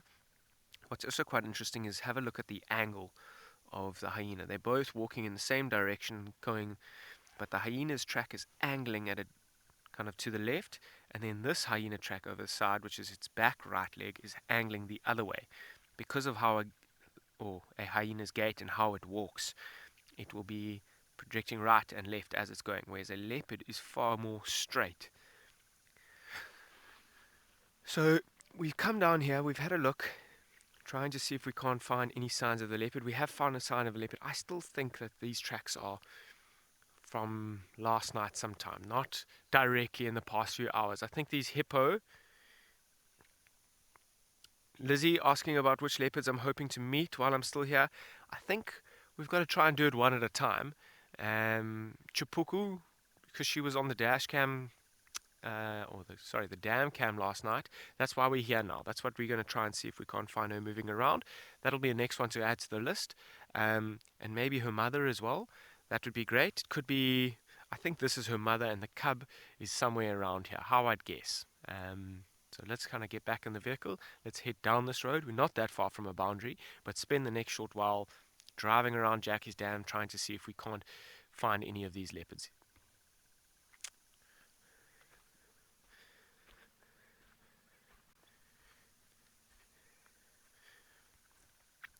Okay, and as I climb into this vehicle, let's go have a look at Amakala and see what's happening that side.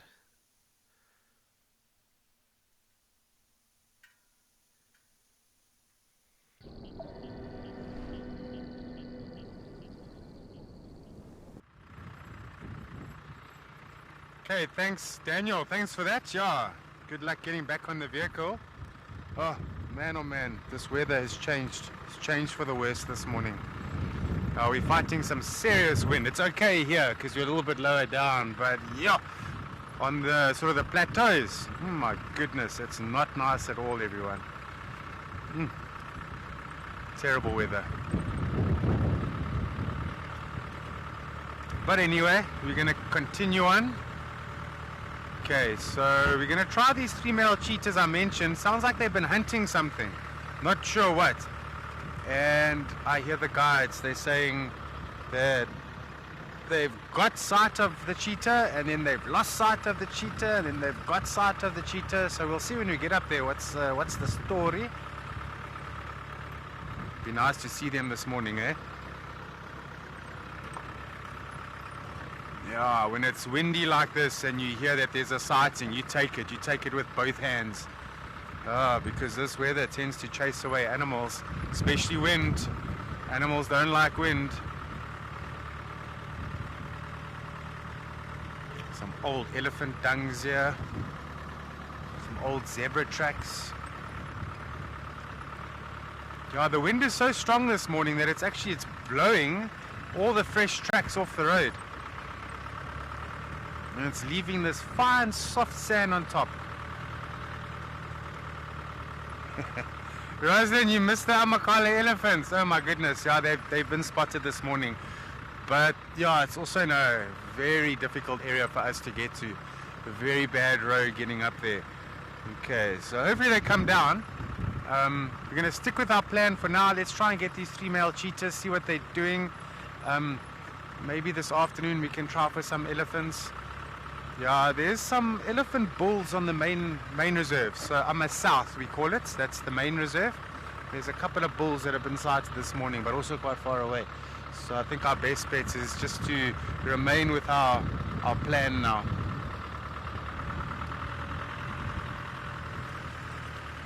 Oh man, I had to tighten my cap earlier on as well. I was scared that the wind, got a vehicle behind me. Oh my word. Alright, let me just get out the way here for these people. Alrighty, game drive vehicles take right of way.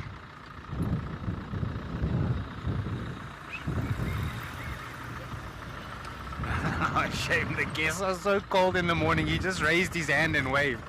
You know, he never even turned to look at us. That's how cold he is. Oh, I feel you. I feel you, brother.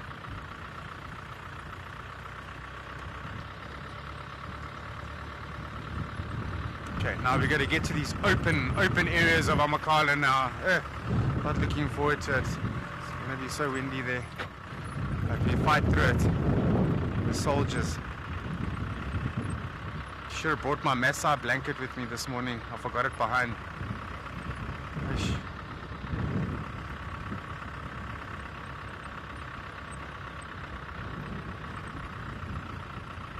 Oh, how often do the Three Amigos hunt?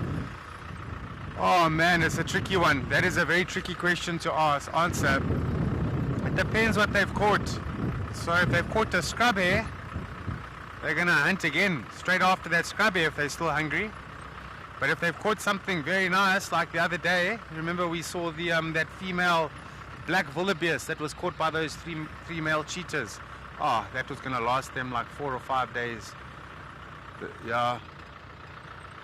Let's go up this way. All right, let's take this one rather. Hey, it's too windy that side. Sorry, Mark? Yeah, very rocky that road. Rocky roads. Yeah, the Eastern Cape is full of those rocky roads. Can be fairly difficult to track here. In fact, the Eastern Cape, out of all provinces found in South Africa, here, the Eastern Cape is the hardest place to track animals because of the type of substrate. Hard roads, rocky roads. If you can master tracking in the Eastern Cape, you can track anywhere. I promise you, you can track anywhere. Okay, I can see the vehicles down there, very far away. Okay, I think that's where they are watching these three male cheetah. I'm going to slowly make our way there.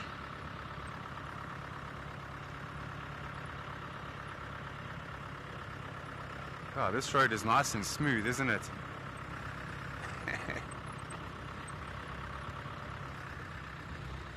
Alright, we're going to send you back to James now. We're going to make our way across the plains, but for now, let's go and join James.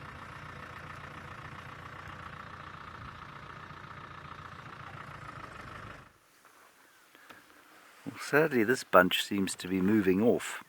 And they all climbed up onto the dam wall here, and I thought, well, that'll be us for the day. But it looks like they've decided that they need to be somewhere else. I'm not sure where else they feel like they need to be.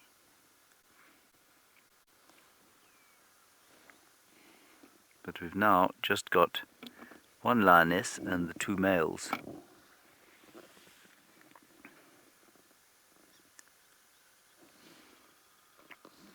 Anyway, we'll enjoy them while we have them. Not going to go any closer than we are now, because if anyone's going to run off, it's going to be that male up on the dam wall there. He's the one that's still a little bit nervous.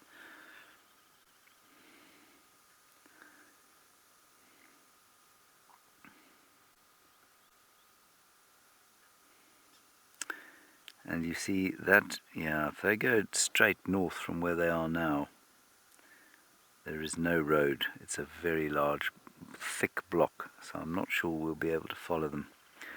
Well, we can try, but I don't think we're going to be able to.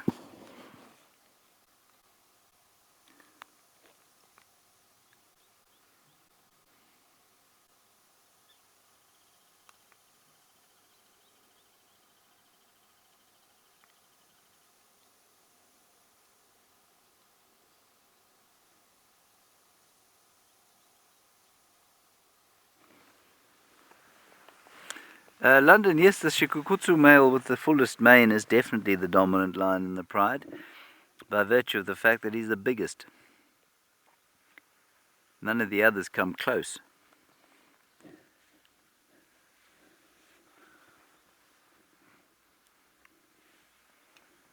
Yeah, so they are going terra incognito into the north here, and there really is not a lot of gap for a vehicle. So I'm not sure that we'll see them again, but we'll try. Let's just wait and see exactly what happens.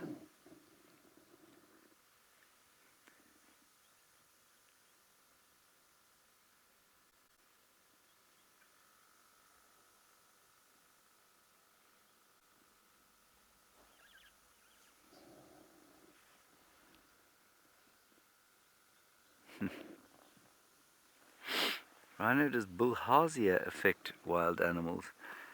I don't know for sure. I'm sure it probably does, because I doubt it's evolved in wild areas only with humans as a host. So bilharzia is a disease that is carried, or a pathogen carried by snails. And a bit like malaria, it needs two hosts. It needs the snails and it needs humans, or a mammal host. And I'm not sure what effects it has on wild mammals. But you'll be interested, or you'll be probably not surprised to know that I can actually look that up. That's a good question.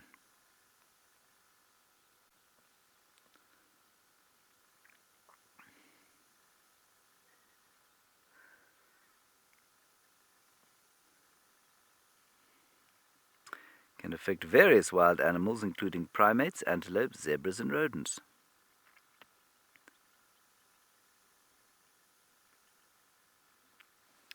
And they can transmit it to humans. Well, I mean, they can act as reservoir hosts, much like human beings are reservoir hosts of the schistosome. Okay, let's go up along the top of the river dam wall here. Whoops, I nearly drove off the dam wall, which was not ideal. And see if they are going to continue just moving north, or if they've stopped somewhere.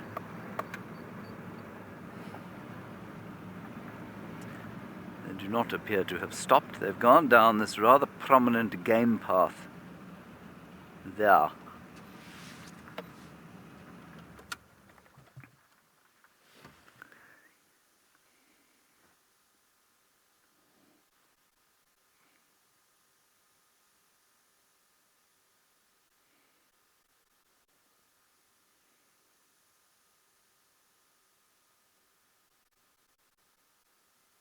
So whatever they've eaten, they've clearly finished, and they've left.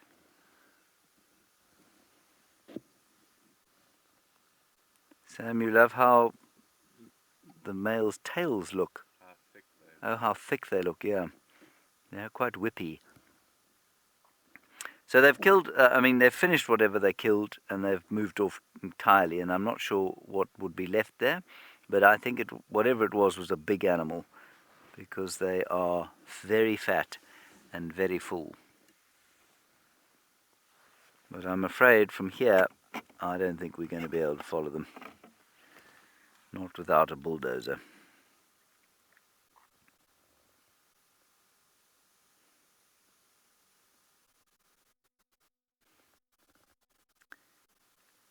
Yeah, there is no road in there. Now we can drive off-road here at Sandringham, but phew, that's pretty thick.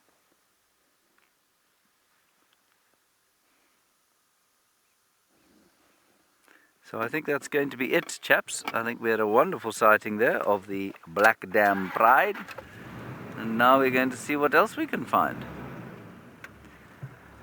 Cameron and I think we deserve breakfast early this morning, so we'll probably just head back now and have breakfast. Yeah, done our bit.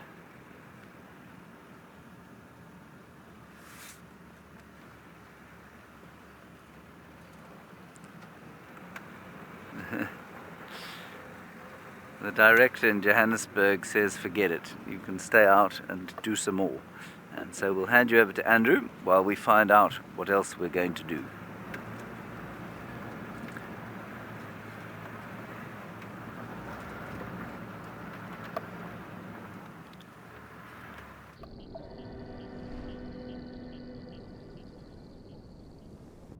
Thank you so much. Yeah, we've pretty much set up a last minute out the vehicle segment. Is this wild asparagus? It looks like it, eh? No, this is not wild asparagus. I thought this was wild asparagus, but this is definitely not. I wonder what this plant is now. Yeah, I'm not actually quite sure what this is.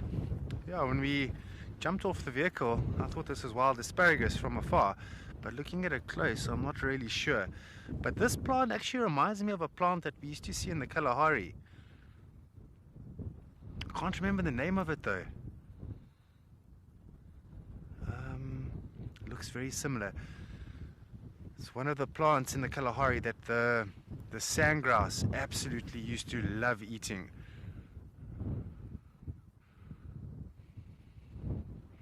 Lucy, you can. Sorry, I'm very cold right now. You can eat wild asparagus, and it's actually quite nice. The best is to cook with it, but to eat it raw, not really much of a taste. But yeah, ladies and gentlemen, I'm not quite sure what the name of this is. If any of you have any idea, I'm just going to hold the plant still here so that you can see it. And this is where we learn together. Sorry, I did leave the radio on blaring in the background. Alright, so yeah, the leaves are almost segmented.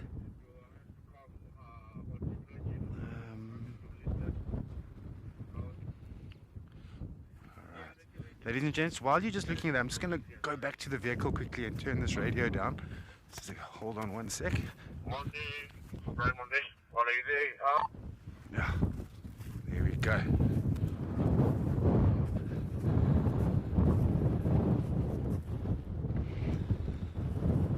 Jolene, yeah, there's a few things you can use. Process of elimination.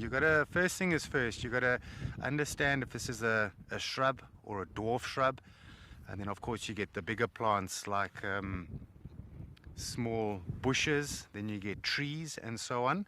So in this example, this is going to be a shrub.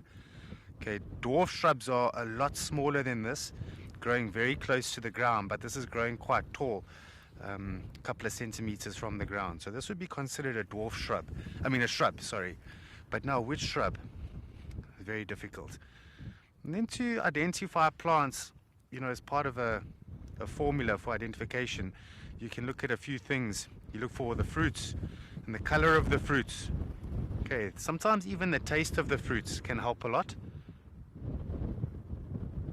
Okay, and you've got to look if there's thorns or spines. So this one has got a little thorn on them. You can't see the thorns, but there are thorns inside here. Okay, let me try and show you the thorn here if I can. It's going to be quite difficult. So there, hidden. You see that hidden right inside there's a little needle thorn there. I don't know if you can see it nicely there. But when you look at this plant, it doesn't look like it's got thorns. But when I grab it like this, oh, you can most definitely feel them.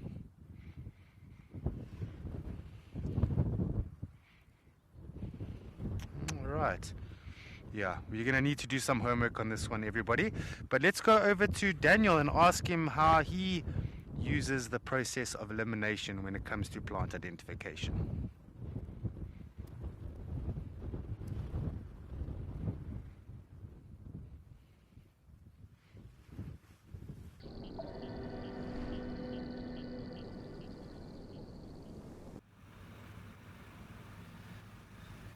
Okay, welcome back to Sandringham. Yes, that's the second time I've done that. We are in the Sabi Sands at Chitwa at Jackie's Dam around there. Thank you for that. So we're still on the search for these leopards that hang around Jackie's Dam and have been here for the past day or so. Slowly but surely driving around the drainage line, keeping a close eye out, see any movement, hear anything. So Andrew's asking about what plant identification we use. It's always interesting when you go into a new area and you need to try and ID some plants. Some of the plants will be looking similar to some of the ones that you know, but might be completely different. So a good plant guide that is specific to the area is one of the best ways to go about it. So here in the Kruger Park or Sabi Sands, might be using like a Kruger Park's manual, particularly for the south of the Kruger Park. It doesn't have to be too detailed. It depends how detailed you want to get into it though. And yeah, throughout the year, different plants are flowering at different times. It obviously becomes much easier to identify a plant or a flower when it is flowering, because it might have a slightly different color, or the petals have a certain shape that when they are not flowering you cannot see. So yeah, I think that's probably the best way that we would do it. And I know at Amakala they've been having quite a bit of rain, so I'm sure a lot of their wildflowers are starting to come out. Seems like Andrew has been speaking a little bit about them. But now that we are, or because that we are in the middle of winter, yes, there are certain flowers that are flowering at the moment, but not many. Some of the first in the next few months, weeks, the knobthorns, which is a tree, but they are going to start to flower. Speaking of knobthorns, there's one that also has been attempted to be ringbark, but this one should still be flowering this year because it is still alive. Okay, and Andrew and I are busy talking about plants. Seems like he's found something a little bit more exciting than that.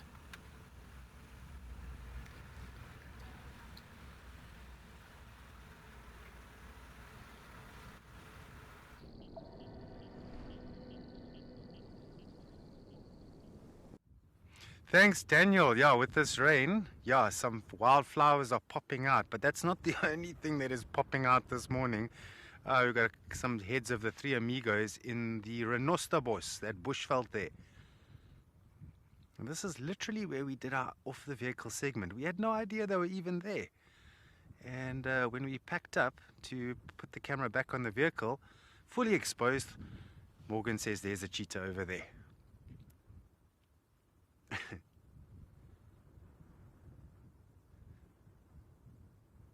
All right, everybody, these are the Three Amigos. For those that are unfamiliar, the three male cheetahs of Amakala Game Reserve. They are really amazing cheetahs. They've done so well in their time being here in Amakala. And yeah, they're in the far north at the moment. And they seem to traverse all areas of Amakala. So there's almost no area of this game reserve that these cheetahs have not been yet. Alright, so it's particularly cold this morning now, and there's a very strong winds. So these cheetahs are not too enthusiastic about being in that wind. So I think this will be our only segment with them. We're going to watch them, and then when it's done, we're going to head back to the southern side and get into the thickets. Okay, they're on the move now, eh? Yeah, they've been hunting this morning.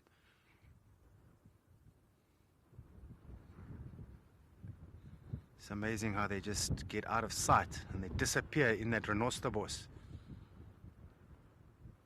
We're very lucky to see them this morning. I wasn't expecting to come across them.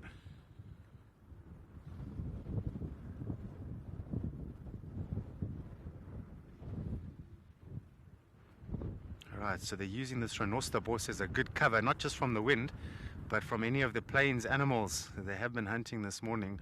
Apparently they were chasing a few animals on these open areas.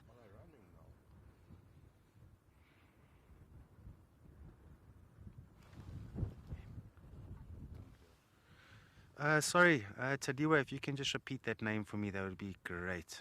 Sorry about that.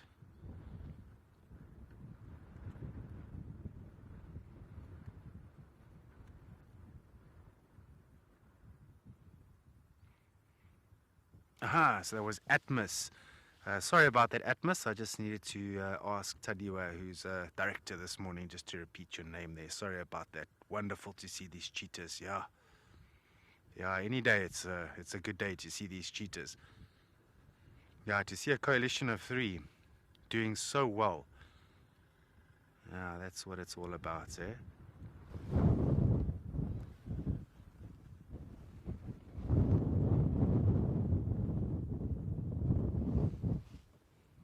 Okay, so we just got a vehicle that's come and joined us now. I'm hoping to get their lucky share of seeing the cheetah this morning. It's touch and go, everybody. I think they've actually laid down in that rhinoceros. Another name for that bush is rhino bush. Believe it or not, rhinoceros, if we directly translate from Afrikaans to English, rhino bush.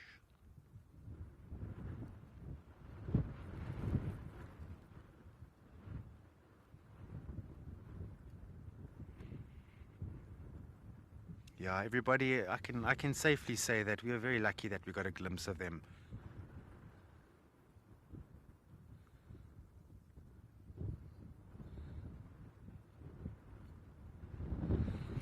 Yeah, with this wind like it is now, it really is gonna hamper some of the animals in terms of their ability to hear and smell. So a lot of them take great caution, and they try and limit their movements, or they try and hide. Any sort of sudden movements or sounds makes them quite nervous. Not just cheetahs, but animals in general.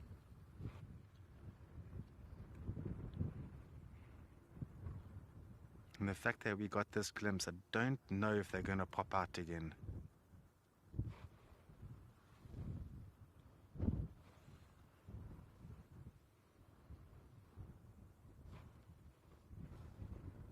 Alright, the only way to really tell is just to wait and see what's going to happen.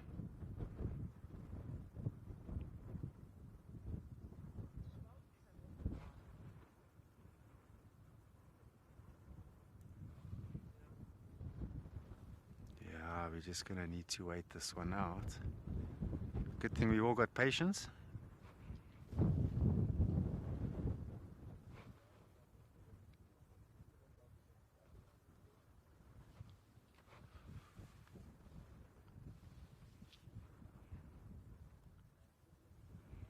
Shame we've got some vehicles that are with us now, and they just cannot see anything, just like us, and it seems like they got you just at the wrong moment.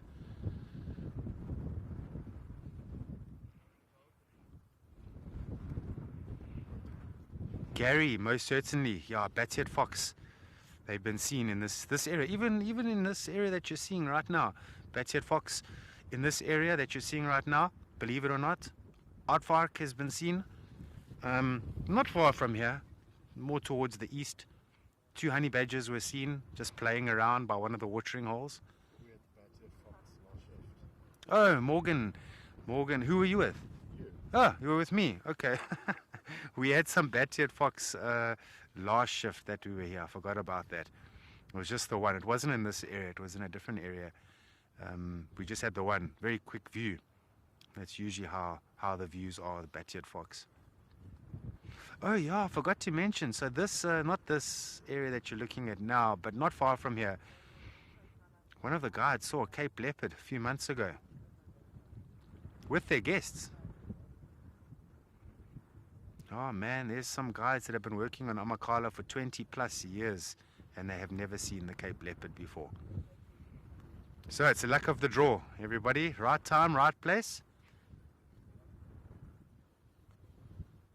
It doesn't matter how long you've been working in a game reserve. Sometimes you're going to wait longer. And in this case, it was a fairly new guide to the reserve.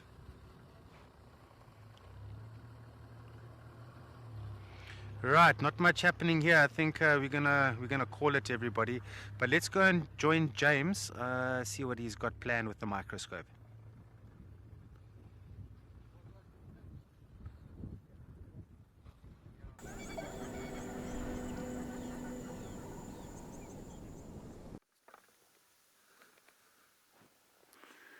Now that's not a microscope shot there. That is in fact the tree that we are going to subject to the rigors of examination on the microscope.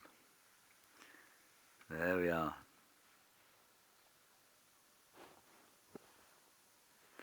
All right, let's see what we can find. Now, what I wanted to find here was some sort of invertebrate that is hiding in this tree. I did see a spider's web, and I wondered if we might be very lucky and find the spider. There you can see its web, and you can see all the very fine hairs, and in fact I think residue from whatever spider has been living here. That's interesting. So spiders will frequently only live for a season, say about a year, and there are hundreds and hundreds of thousands of spiders that occupy natural areas, and most of them we don't ever see because they're minuscule, with tiny little things, and they live on every leaf and every little branch and grass stalk. You'll find some kind of little spider living there, and that this is no different. So this is where this would have been. Texas Rose, you said it's nice to have me back on the microscope. Well, it's nice to be back on the microscope. Just trying to see if there isn't a little invertebrate here. No, there isn't. There we can see a very nice view of Cameron. We'll just have one last look in here, and then I'll move us along. So this is the bushveld gardenia, or Transvaal gardenia as they used to call it. Gardenia falkensii. And there's the stalk, and it's a really quite nice look at the leaf. Let's just move this around a bit there. I don't think that we're going to get down to the level of the cell, for this microscope is not near powerful enough for that, but you can see the very fine venation. See all the little veins there in this bushveld gardenia leaf, which you would not be able to see with a naked eye. And then, let me just move this again. There is some kind of fungal infection here. This bushveld gardenia appears to have herpes. Obviously that's not true, it doesn't really have herpes. I don't know what kind of fungal infection it has, but there you can see some sort of fungus growing on the leaves. Wow, actually just looks like sand, doesn't it? Sand. Yeah. All of this amazing microscopic stuff going on underneath our noses. So this is, you know what? This is not the fungus that I was looking at. This is residue from an invertebrate that was living here.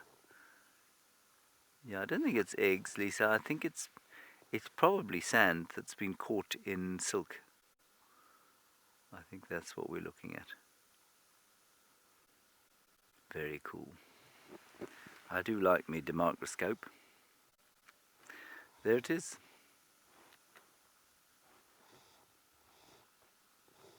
So many options. So many options. One just doesn't know where to cut. Wait till we get a live drone going.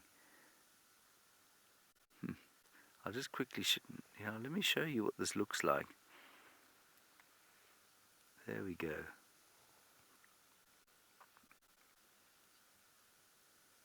There, that's what we were looking at there. So I'm sure you can see why I thought it was some sort of herpes or fungal infection.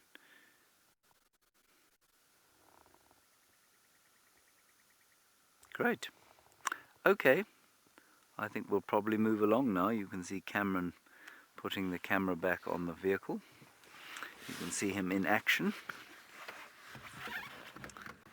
There it is. Blink and you might miss it. There's the microscope. We'll pop that over there and try not to break it. That's the greatest challenge with the microscope, is trying not to break it. And on we go.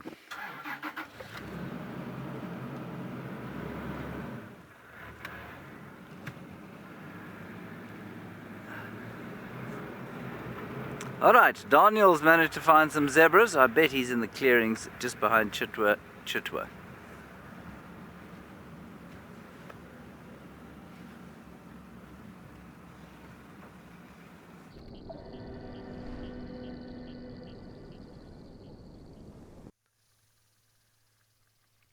Welcome back, everybody. Now, we have just found these 5 zebra. They've just come from a small little watering hole. They've had their drink, and now they're kind of moving off back again. It's a very common sighting out here is the backside of a zebra. And a lot of people's photographs, particularly if they are here for the first time, end up taking beautiful photos of a black and white bum. They do tend to turn their backsides to us quite a lot and walk away from us. This one that's closest to us is at least showing us some of her side profile. Yeah, they're all looking nice and warm. I'm sure they spent some time this morning feeding, just come from the watering hole. They're now going to make some space between themselves and the water hole.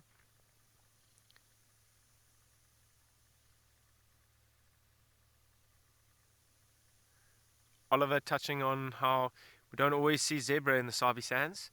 You are dead right. It's not as prevalent as some other animals. It's also, I mean, zebra is an animal that predators like lions would normally feed on.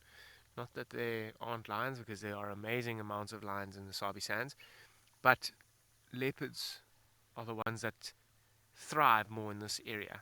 And that has a lot to do with a lot of the other smaller antelope that are more prevalent here. That's the steenbok. We've seen quite a few steenbok while driving around, lots of impala, quite a few nyala as well. But the grasses and the terrain don't suit these zebra quite as well as some of the other species. You'll see in some areas, I've seen lots of zebra in the Sabi Sands, not far from here as well. Large dazzles and large groups. But since driving around here in the north, I haven't noticed too many zebra. So it's always good to see. And the lighting is still beautiful. It's not harsh just yet. We are enjoying the heat from the sun. And yeah, a beautiful little group and family, a dazzle of zebra, all milling about together. You can see an oxpecker on the one that's closest to us, catching a ride, busy methodically combing through the fur. You can see the zebra actually shaking its skin as well, trying to get rid of flies. You can even see in the bottom right that tail coming through. The insects will be driving or irritating this zebra. Now even the oxpecker is irritating. It's getting too close.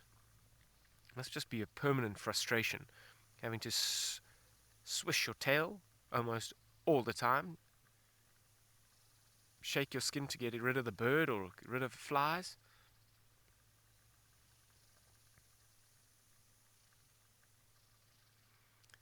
Holly, do we get wild horses in the Sabi Sands? I guess this is probably your answer. I mean, if you consider a zebra to be a wild horse, which they are pretty closely related, they're both part of the equus family. So this, would guess, is a Sabi Sands wild horse. One of the biggest reasons that zebra never really got domesticated is their back structures are nowhere near strong enough to kind of carry the loads that we were accustomed to having horses, donkeys, and mules carry. Those obviously developed in Europe, and by the time Europeans arrived in Africa, there was no need to domesticate a horse because they had already spent so long developing the genes of strong, big, quick horses and donkeys to do the hard work. So we never really found the need to domesticate a zebra. And this is our variation of a wild horse, right here in the Sabi Sands. I mean, the shape of it is very similar. The track is very similar. The dung is very similar. They are very, very closely related. They're slightly smaller zebra. evolution out here has meant that they stay quite short, particularly compared to a modern horse that works very hard. Modern horse can almost be double this. Quinton's obviously seen lots of zebra before, and the ones that he's seen in the Sabi Sands are sometimes missing their tails. That is very funny. I mean, a zebra can lose its tail in a variety of ways. I think the most common way that a zebra loses its tail is actually from another zebra. They can be incredibly aggressive with one another and with anything else, but with one another, a young male trying to prove itself to a dominant stallion, the fights that can go on are pretty immense. Stallions can also be incredibly brutal to younger zebra. If it's not their own, they can agree. I've even seen them killing younger zebra before. You'll see, like, when a young male needs to come in, and how this group will separate is the dominant stallion in this group will sire his own offspring, and he will actually kind of encourage younger males to come into his harem or his group, and they kind of have to prove themselves to the dominant stallion by fighting and showing worth and guiding in a way that the dominant stallion sees fit. And if he does find that stallion to be fit, he will actually almost give him some of his daughters to go and start their own harem or dazzle somewhere else. And that's how the genes kind of get spread, and how the stallion is also somewhat responsible for selecting his daughter's mate. By selecting the strongest genes, he's the one that decides whether that male will be a good suitor or not, whether he is strong enough, smart enough, and willing enough to kind of come in and overtake. This young zebra, does it look like it's trying to suckle there a little bit? I think it's maybe getting a little bit too old for that. Although the female, the mother, I'm assuming, is being quite tolerant. You often find when it's too late and young animals are trying to get milk when it's not there, the mothers become somewhat intolerant and just move away. Nothing like a tough lesson to teach you what's going on very quickly. Beautiful scene though, all those tails, we touched on them earlier, like permanently swishing left to right. You can see those two in the background as well, moving up that termite mound. The grass on the termite mound will be slightly more nutritious and maybe not eaten by everybody else. Okay. Watch you go to the top here. What a lovely sighting of some zebra. Not too often in the Sabi Sands. I think we're going to keep going here. Let's send you over to Andrew and see what he's up to.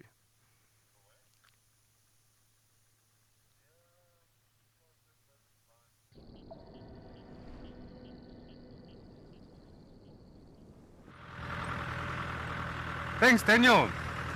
Yeah, we're on the way to the top of the ridge now, so we're using the same hill road that we used when we were coming down.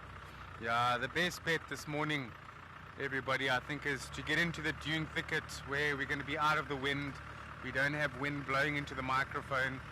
I mean, most of the animals we've seen this morning have been so nervous and hidden. I think it's going to be quite tricky to get some of those animals in that open spot that we just came from. So let's head up. But it's still far to get to the thickets. It's at least 6 or 7 kilometers, so we've still got quite a haul to go through this wind. Luckily it's not too windy here, but back in Amma North, in the far northern part, too much of wind.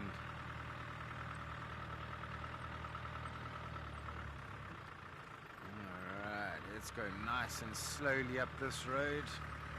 The higher you go, the better the view.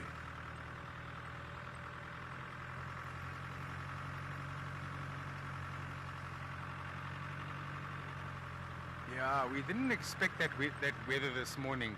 When we woke up, we were under the impression it's going to be 11 degrees Celsius. The maximum is going to be 24. It's going to be lovely. Is it France? If I got the name right, sorry. Trees. Oh yeah, by one of the villages here. It's called Krybos Den. It's where some of the staff stay that work at one of the lodges. Yeah, a peppercorn tree, which is not an indigenous tree to South Africa. It doesn't have a very deep root system, and one day there was some tremendous winds, and we drove past here and we saw this tree on its side. Yeah, so that blew over. And then one of the main roads, there's the power lines that run alongside the road, and the one morning we drove along there and we found the power lines are on the ground. So I think the wind pushed the power lines or the pole down, and yeah, when the pole starts to come down, it just takes the wires with it. The next pole fell down, the next pole fell down, and big job. But luckily nobody was on that road when those power lines fell. Can you imagine? Oh my word, that would be a dangerous situation. Being on a road while these power lines are busy falling. Oh my word, I don't know what I would have done. Especially being in an open vehicle like this, can you imagine? Yeah. Yeah, and that's about it, eh? That's as far as I can remember. Some of the trees that were blown down by winds. I remember there was a massive bergwind during the lockdown period. This is after the period when we all got sent home for lockdown. And there was a big bergwind came. And bergwind is a on-land wind. It doesn't come from offshore, so it comes from on land. It starts from on land, and the more it travels on land, the more friction there is, the more heat there is, and before you know it, you got this very warm gusts of wind, which can be very damaging. And the one lodge, Fosi Lodge, they just put brand spanking new canvas sail over one of their tented accommodations. They're quite expensive, the canvas sails, not cheap. And that bergwind took it never to be seen again. Nobody even knows where that sail went. And that same bergwind, showing one of the neighboring game reserves, they were building apparently like a bespoke tented camp, and they were building it, and they got quite far in the construction. Then this bergwind came about, and it pushed all of the wooden structures down right to the ground, and they had to start from square one all over again. Apparently they already invested millions in this buildings, this new tented camp. Yeah, not an Amakara, it's one of the neighboring game reserves. Can you imagine? Sure. Yeah, no, weather can be strong, eh? Sadia, Morgan, did you get that? Yeah, mine was disconnecting a little bit too. Oh, Tadiwe might need to repeat that for me, please. That's our director this morning. No, it's from Sadia. Why do lemon trees have thorns, Sadia? Why do they have thorns? Well, I'm sure the animals eat it where they come from. Yeah. Yeah, any plant really to have thorns, you can presume for yourself that the animals eat it. Animals are utilizing it. So I don't quite know where a lemon tree originates from, but maybe there's some animals out in those regions that eat that plant. Yeah, trees and bushes are not going to produce thorns and spines if they don't need to, because it takes energy. It means adapting a part of the plant to produce a thorn or a spine. That takes energy, that takes work for the plants, and if they don't need to do it, they won't do it.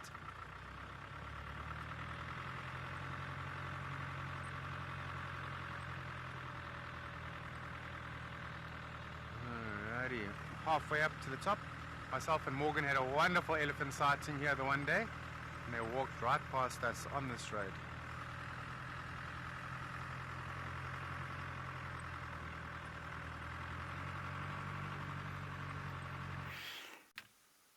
We are being caught with our pants down. Not so much with our pants down, but we did want to just get off the car. We're having a look at this jackalberry tree over here. Cameron will give me the thumbs up when he's ready. Are you ready, Cameron?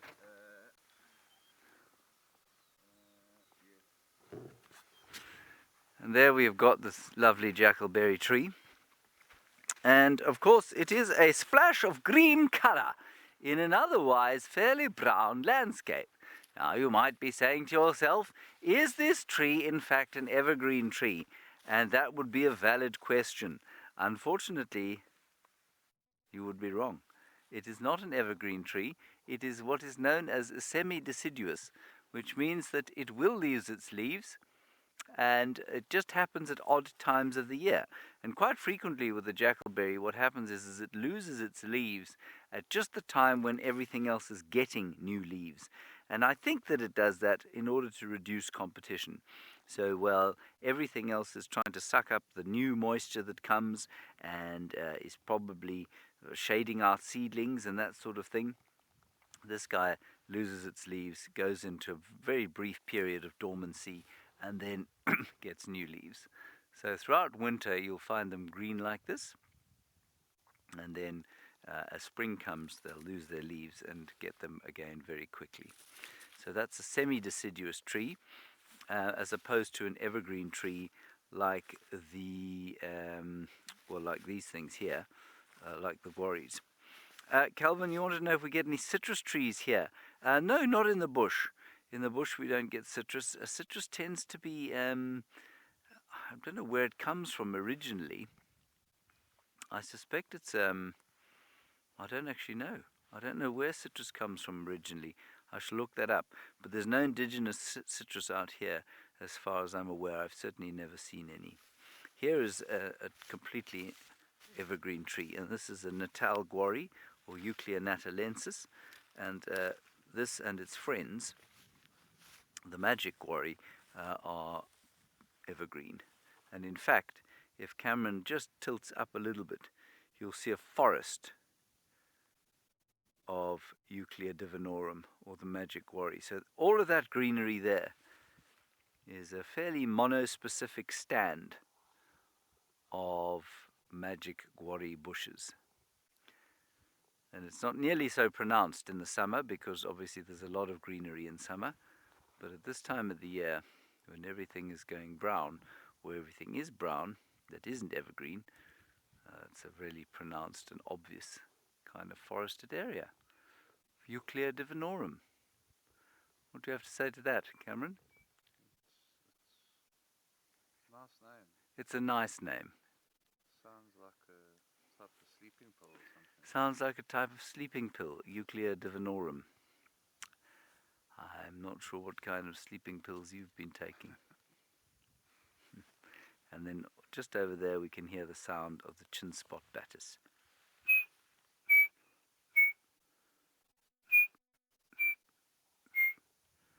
Nikki, you want to know why they're called magic guarris? Well, I'll show you. This is a Natal guarri, but it will serve. I think it will serve the purpose. Yeah, it will serve the purpose, because I can't find a magic one.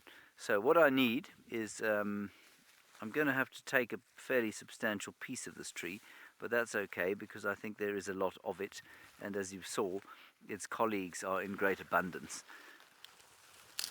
So I'm going to take this. Have you ever seen magic done, Cameron? Not with a guarri. Not with a guarri bush. Well, today is your lucky day.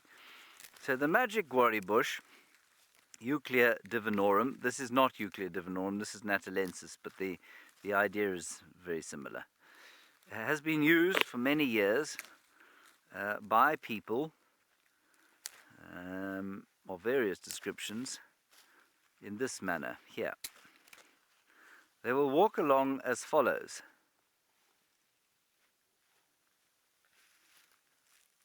And suddenly the stick will do this.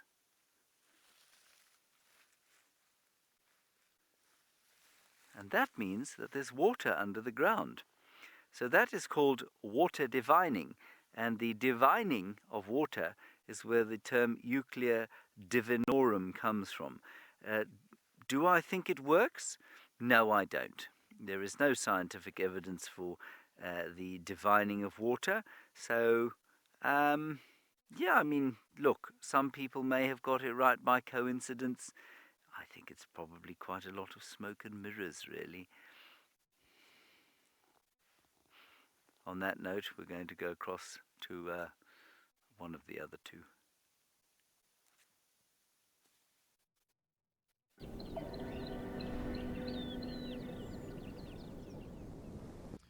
Welcome back, everybody. James, the water diviner. I thought he was going to find water standing on the banks of the river there very quickly. From our side, it's been a tougher morning from a tracking perspective. Started off with high hopes when we saw those fresh lion tracks crossing in. But I think from how it sounds like those tracks crossed in and crossed out before our morning even started. So that one was a toughie to get right.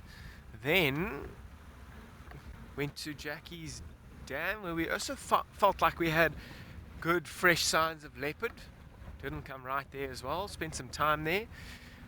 Then we went and drove around a little bit where we saw Sibuya yesterday morning, and where I thought she would have been yesterday afternoon, because if she had caught something, she'd probably still be there. And nothing there again. So it's been a tough tracking morning for us. We had amazing zebra not so long ago while looking for Sibuya. So I think what my next plan is to head up towards Chitwa Dam, see if anything's hanging around there. With such a large body of water, it can service so many animals coming from all sorts of directions.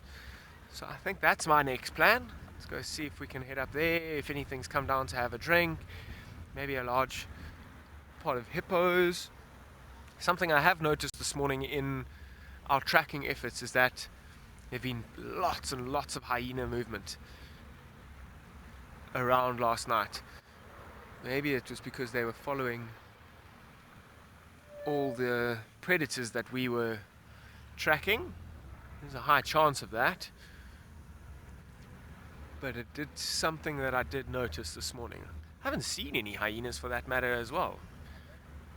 I mean, hyenas are a tough one to track just because they also... Lions and leopards can cover large distances, but hyenas do so more regularly. Kevin, the enthusiasm I appreciate, so thank you. You are right, you're dead right. There's still half an hour or 30 minutes or so left, and there's always a chance. Yesterday, remember, right at the last minute or within the last 10 minutes, we found Sibuya. There's always a chance. Maybe that'll happen around Chitwa Dam. Maybe if that track of the one male lion crossed over, joined up with another group of lions that were already coming this way, maybe we'll find all of them there. Maybe that's too optimistic. However, not impossible. And I guess the next challenge is actually for me to get there.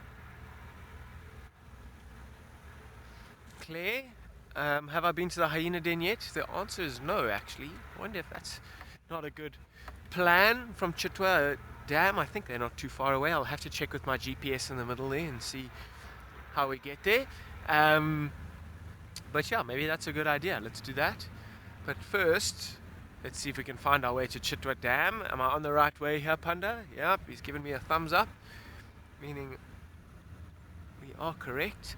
It's always interesting when you are driving around without the map directly in front of you to try and see where to go. One of the first things you've got to do when you get to these new areas is your bearings are so important. So to understand north, south, east, west, on a winter's day like today, it's pretty easy because the sun has come up in the northeastern side and we've kind of got good visual of the sun throughout the day.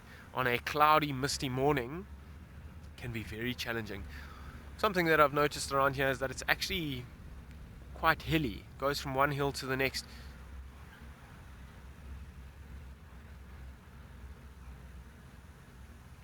Franklin asking what's my favorite part about being in a new reserve. I think it's the exploration that we get to do. I've been very fortunate and very lucky to travel a lot of Africa and see some of its wildest places. And although we've been to the Sabi Sands many times, we've never been to this northern section. So it's adding to the knowledge and the experience that we currently carry. And yeah, I think the new areas, the new animals are also a part of it, but I think the new areas, the new trees is my personal favorite part. Exploring. Okay, so we're just slowly coming up to the water hole, to Chitwa Dam. The reason we do it slowly, just to make sure we don't miss anything as we're going in.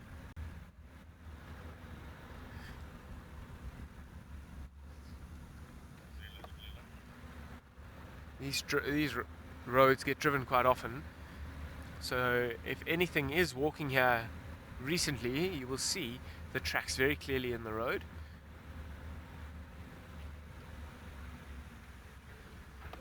You can see some of the dam up ahead there in front of us.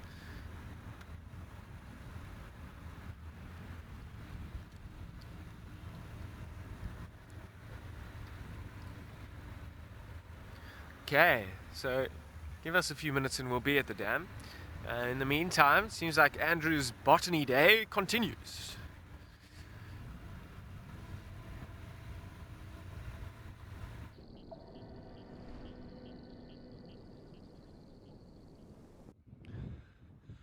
Thank you, Daniel Sa. Yeah, got my favorite plant of all time growing here. I wonder if any of you remember the name. Right, but I'm going to give it to you anyway. This is a Bushman poison bulb. This one is ginormous, everybody. This one is doing so well. It's growing here on the side of the road, waiting for us.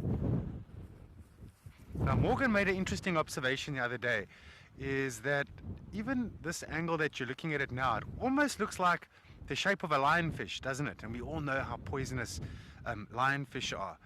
So in the world of animals and nature, I wonder, because we know that coloring can warn animals that it's poisonous, okay, in some plants.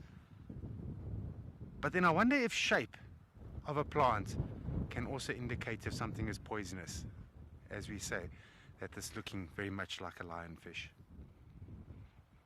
Right, Bushman poison bulb, ladies and gentlemen, this is a very toxic plant, but it is used medicinally for a few uses. There's a few. You can use it for pain relief, for wound treatment, certain skin conditions. Okay, it's also used as a sedative.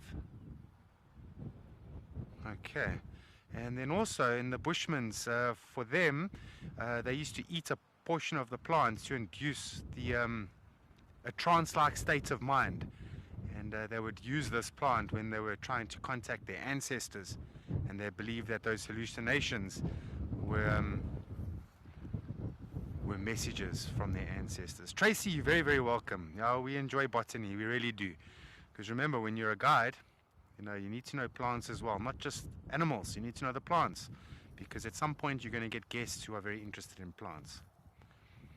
Yeah, so to induce a trance-like state of mind, a portion of this plant would be ingested. It will cause hallucinations as well, because it is a very fast hallucinogenic plant. And for the Bushmen, they believe that they were receiving messages from their ancestors.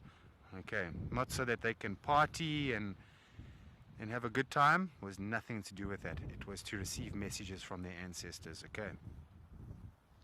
We've spoken about the toxicity of this plant. So this can be used for the tips of the arrows, poison arrows. Very interesting plant.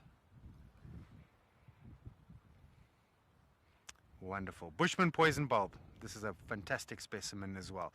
But we're going to send you over to James. He's managed to find some elephants. We're going to get back in the vehicle and carry on.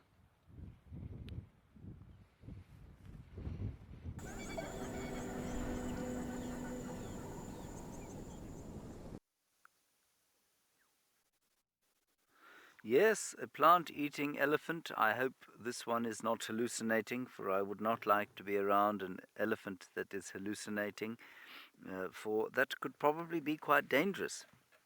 I mean, imagine this elephant thought I was an angry giant lion that was after her baby. That would be very dangerous indeed.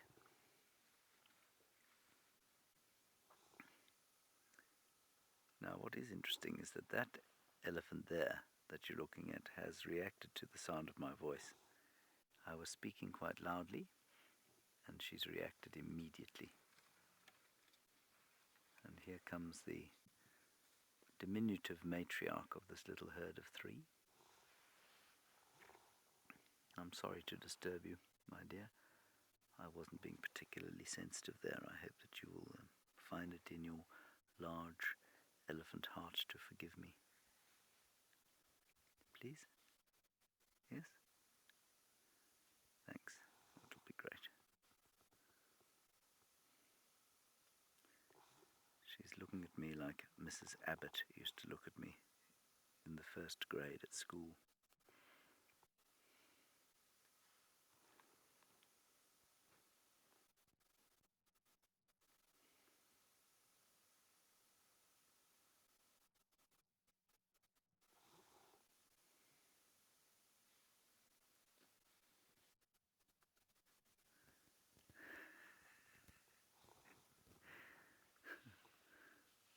And the little one is behaving a little bit like a chap called Lance Goodship, who used to be in the 1st grade with me as well. Quite nervous.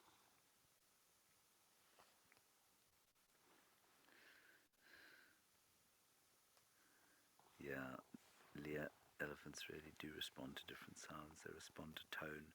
And in fact, if I was to have a criticism of a lot of the guides I've seen at everything from pretty basic lodges to the really tip-top lodges over the last little while, I'd say that they fail to modify the sounds of their voices appropriately. They do exactly what I did when I started this talking here. It's too loud, and the animals definitely react.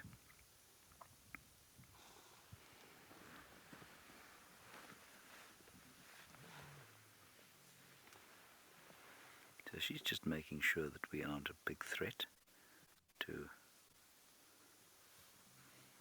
her youngster.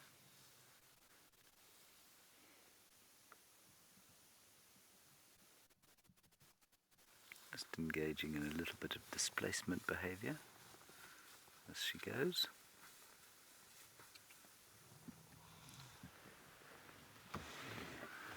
And she's not a huge elephant.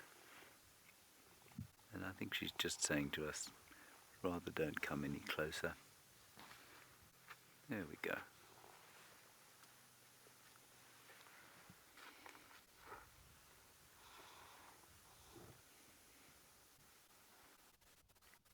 So I think she's probably only about,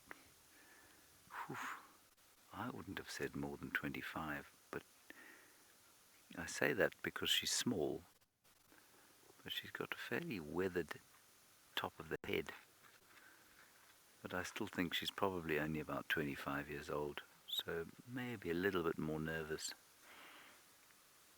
Wildlife lady, I don't think my voice has calmed her down, but I do think that the quietening of my voice has lessened what was a relatively tense situation for her.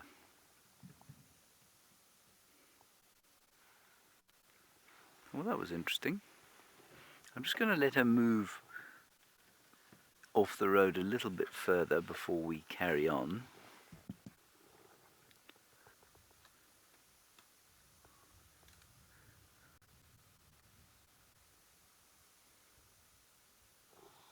She's standing behind Euclea divinorum that we discussed earlier. There we go.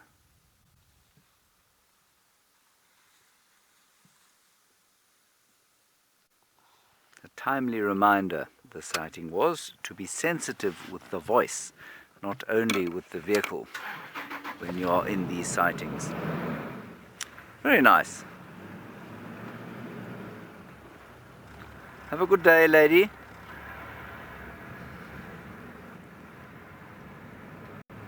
Alright, Daniel's now managed to find some hypopoptomouse, so let's go and see them at Chitwa Dam.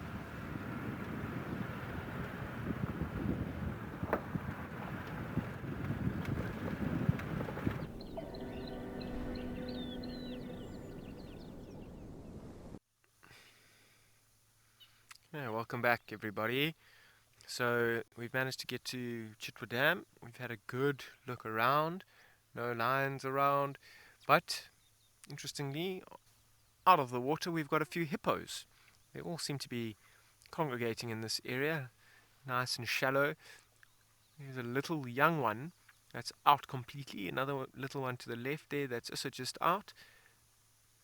And it's interesting. It was very cool this morning. And that's why these hippos have been out kind of warming themselves up. But it's now starting to get hot.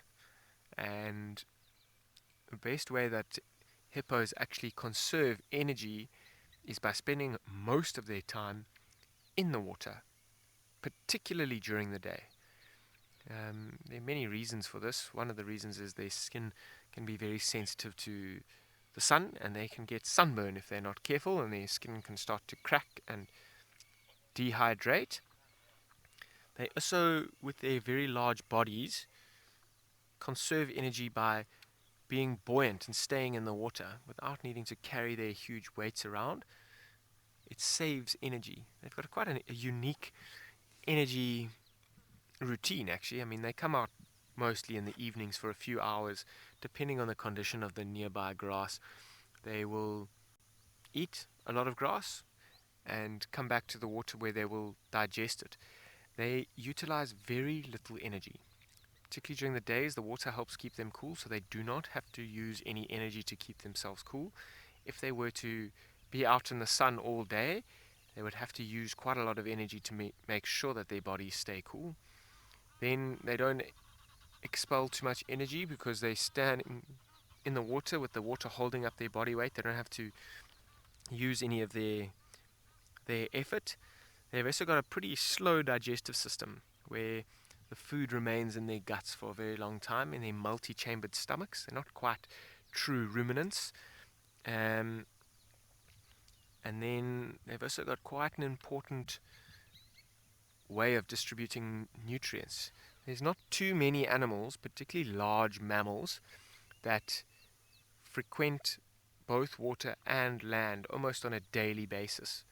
Because the hippo finds majority of its food away from the water and actually grass in the veld, and then comes back and then defecates in the water. It's quite a good link between terrestrial animals and aquatic animals. The nutrients that the hippos are now bringing into the water provides nutrients and food for fish and a whole lot of variety of other aquatic animals. So yeah, I mean, it's an interesting animal. And it's quite interesting to see the two young ones still enjoying the sun. The adults, who might be more wary of sunburn, that's pretty common in humans as well. You always find mothers worrying far more about their children putting sun cream on than the children actually wanting to put sun cream on. Let's see, there's a big hippo on the left. They may be wanting to come out.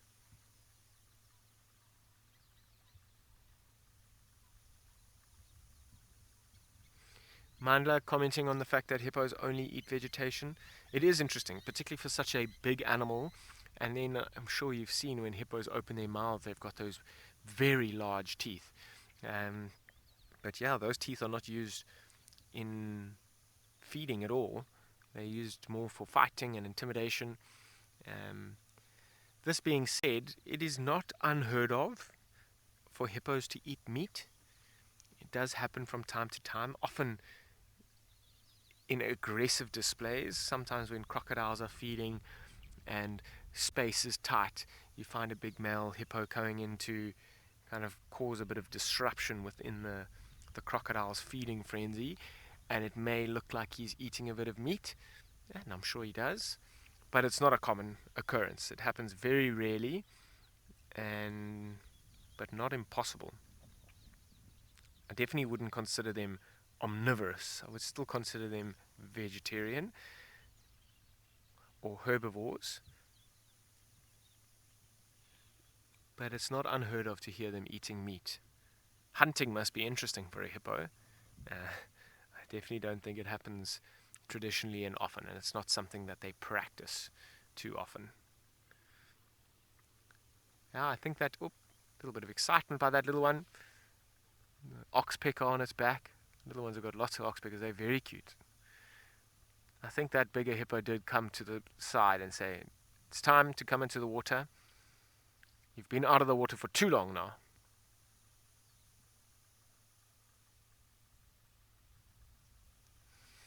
Darkman lover, loving the fact that you can see their true size when they're out of the water. You did right, because more often than not, when they're in the water, you just see that hippo like on the left-hand side of the screen.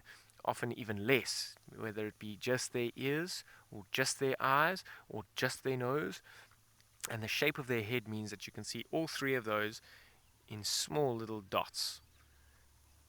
So it's also great to see. I mean, the little one, the young one, is the only one that's really out of the water for now. However, you've got a great comparison to the big hippo in the back. It looks like that one's going straight towards that hippo. You'll see that little one, if that is its mother.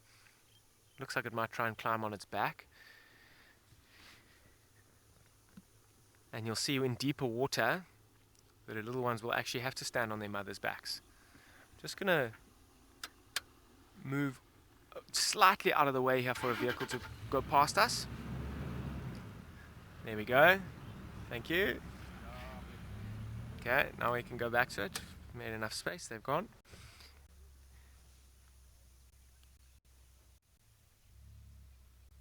So yeah, I mean, that's the shape of their head we touched on there. They've got tiny ears. They don't really need their sense of hearing so much. Tristan, what is the average weight of a male hippo? I think if it gets to 2 tons, it'll be doing very well. Maybe even a bit more than that for a big male. And yeah, I mean, they're not designed for high speed. They've got short little legs and big bodies. They're not very good at listening and hearing around because they've got tiny little ears. Their noses as well. I mean, a hippo doesn't have to worry about too much. They are built incredibly robustly and tough. And you sometimes see lions trying to hunt hippos in the evenings. A hippo's best form of defense is to run back to the water and try and get that lion or whatever the predator is that's chasing it away. But sometimes hippos can cover very large distances in the evenings looking for food, so it might not always be so easy to just run back into the water.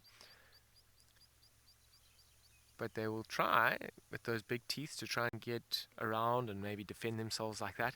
However, it's going to take a lot of lions to get that hippo off of its feet. It's got a low center of gravity, it's very heavy and very strong. You sometimes see hippos with lots of scratches on their backs from where lions have attempted to bring them down, put their claws into them and try and bring them down, but it's really not easy at all. It's surprising to how quickly they can move with those short legs, but that's definitely not a strength of theirs. A strength of theirs would definitely be their size and their weight and their actual strength.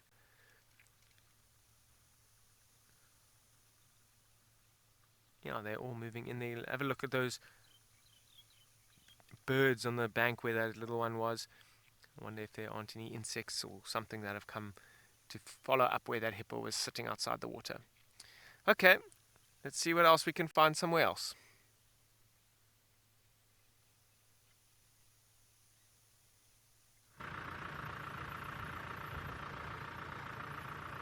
Thanks for that, Daniel.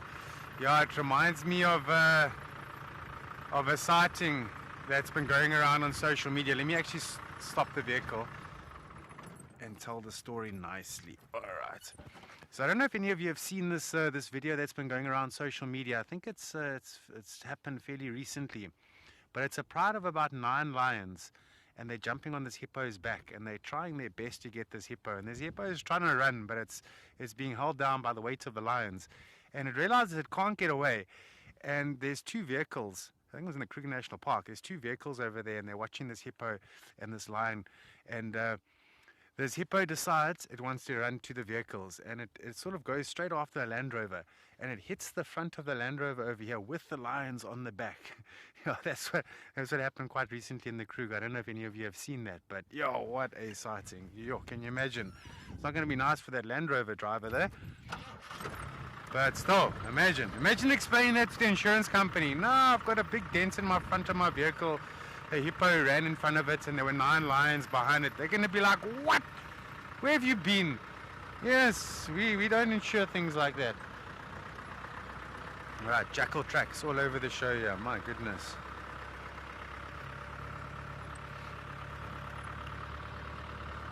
Yeah, we haven't seen hippo in a while here. Oh, the reason why we haven't really shown you hippo is because they've been hanging around one of the lodges. And it's quite awkward to go there. Ah, is that Daniela? I hope so. Yeah.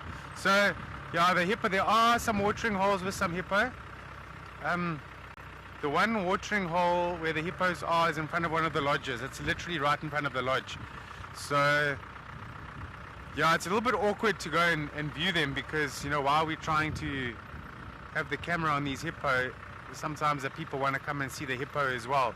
Then they walk on the decks and then it bumps the camera, and so it doesn't really work for us. But yeah, I mean, the hippos, they come out of the water, and when the upcoming years to come, when there's more water hopefully available on Amakhala, maybe the river flows again, yeah, things will change. But for now, while they're in front of that lodge, I'm just gonna wait and wait and wait until we either see them on land or they go to another water hole. Yeah, there used to be 2 hippo, then they gave birth to a 3rd hippo, and then one of the elephants got into a fight with, I think it was the bull hippo, if I'm not mistaken. And yeah, it took him out. He passed away close to one of the staff accommodations, and apparently, yeah, the staff was saying the smell of that hippo was just so bad. Every day smelling rotting meat. Yeah, a big animal like a hippo is going to rot for some time, and that smell is going to be so strong. Yeah, the worst rotting smell I ever smelt in the bush was of an elephant. This elephant died on a bank, and lions. Didn't take lions long to find that hippo.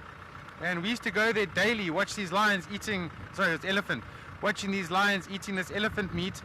And we got to about week number 2, and we decided, no, we can't come here anymore. It stinks. We can't bring guests there. That's not going to be a good guest experience. So we would look for other lions. Yeah, they were feeding on that hippo for about 3 weeks. That elephant for 3 weeks. Marie, the only animals that I'm aware of that do osteophagia is tortoise, sometimes porcupine. Sorry, I'm just going to go slowly over this bumps here. And giraffe. Those are the only animals I'm aware that do osteophagia. Yeah, I got to think why. Why would a giraffe want to do osteophagia? For calcium. Why would a porcupine want that calcium? Oh, the production of their quills. And then tortoise, yeah, the carapace, you know, that dome piece. But tortoise don't actually eat. Yeah, actually tortoise don't do osteophagia. Tortoise do coprophagy. This is where they eat the dung of hyena, because hyenas have already crunched down the bones. You see, I think for a tortoise to do osteophagia and find a bone on the ground and try and leach calcium out of it, it's going to be impossible. So they rely on hyena scat, very fresh hyena scat, and they eat it. Sheesh. Yeah, it's going to be a terrible smell and taste. Can you imagine eating hyena dung? No. Not good. Yeah. Alrighty, let's go a little bit further down this road, see what's going on. Yeah. The wind is still happening at the moment. Jackal tracks again. Some duiker tracks.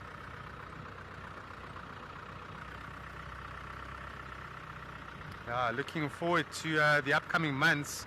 I won't be here, I don't think, but it'll be nice for Morgan and them, is when the jackals start to den again. That's going to be just before the lambing season of the impalas. And then you find some jackals in a den. That is something to find, eh? jackals in the den side. Yeah, this road is sludgy. Okay. Alright, let's go nice and slowly through here. Oh, I don't want to get stuck. There we go. Yeah.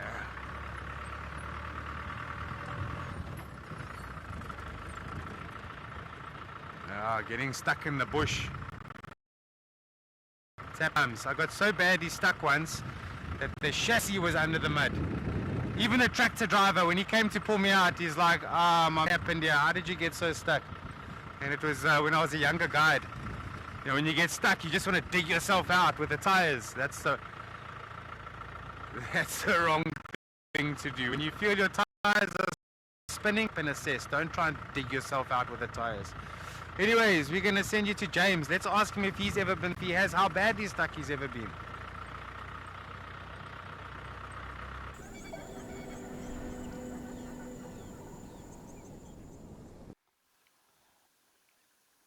We are also going to make our way back home for a well-deserved breakfast. Of course, Cameron and I felt we deserved that breakfast, I'd say about an hour and a half ago, after we found the Black Dam Pride. An element of luck involved, I suppose there was, but there was a little bit of skill as well. We felt deeply grateful and profoundly pleased with ourselves. And so we too are going to head back for a little bit of breakfast. I hope that you've enjoyed this adventure on Sandringham with us. We will of course be back this afternoon at some stage, probably around about 3 o'clock, which is of course when the sunset safari will begin. In the meantime, I'm in the middle of trying to record some stuff for post-production, and I'm making an absolute hash of it, and so we'll probably be here until about 11 o'clock. Until then, I'm going to hand you over to young Daniel, who has another 3 minutes to find himself the cat he was looking for.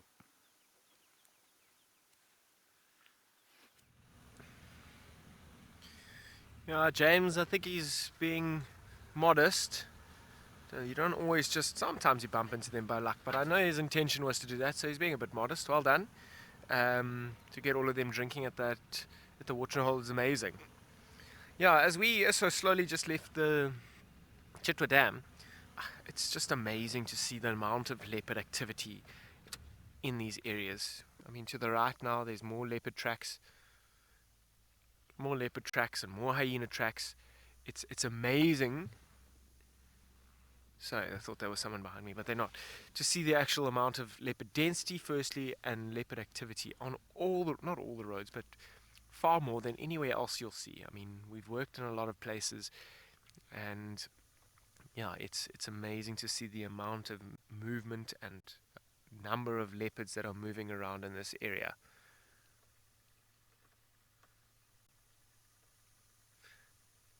Maria, I'm glad you enjoyed the safari. It was fantastic for us to be here with you as well.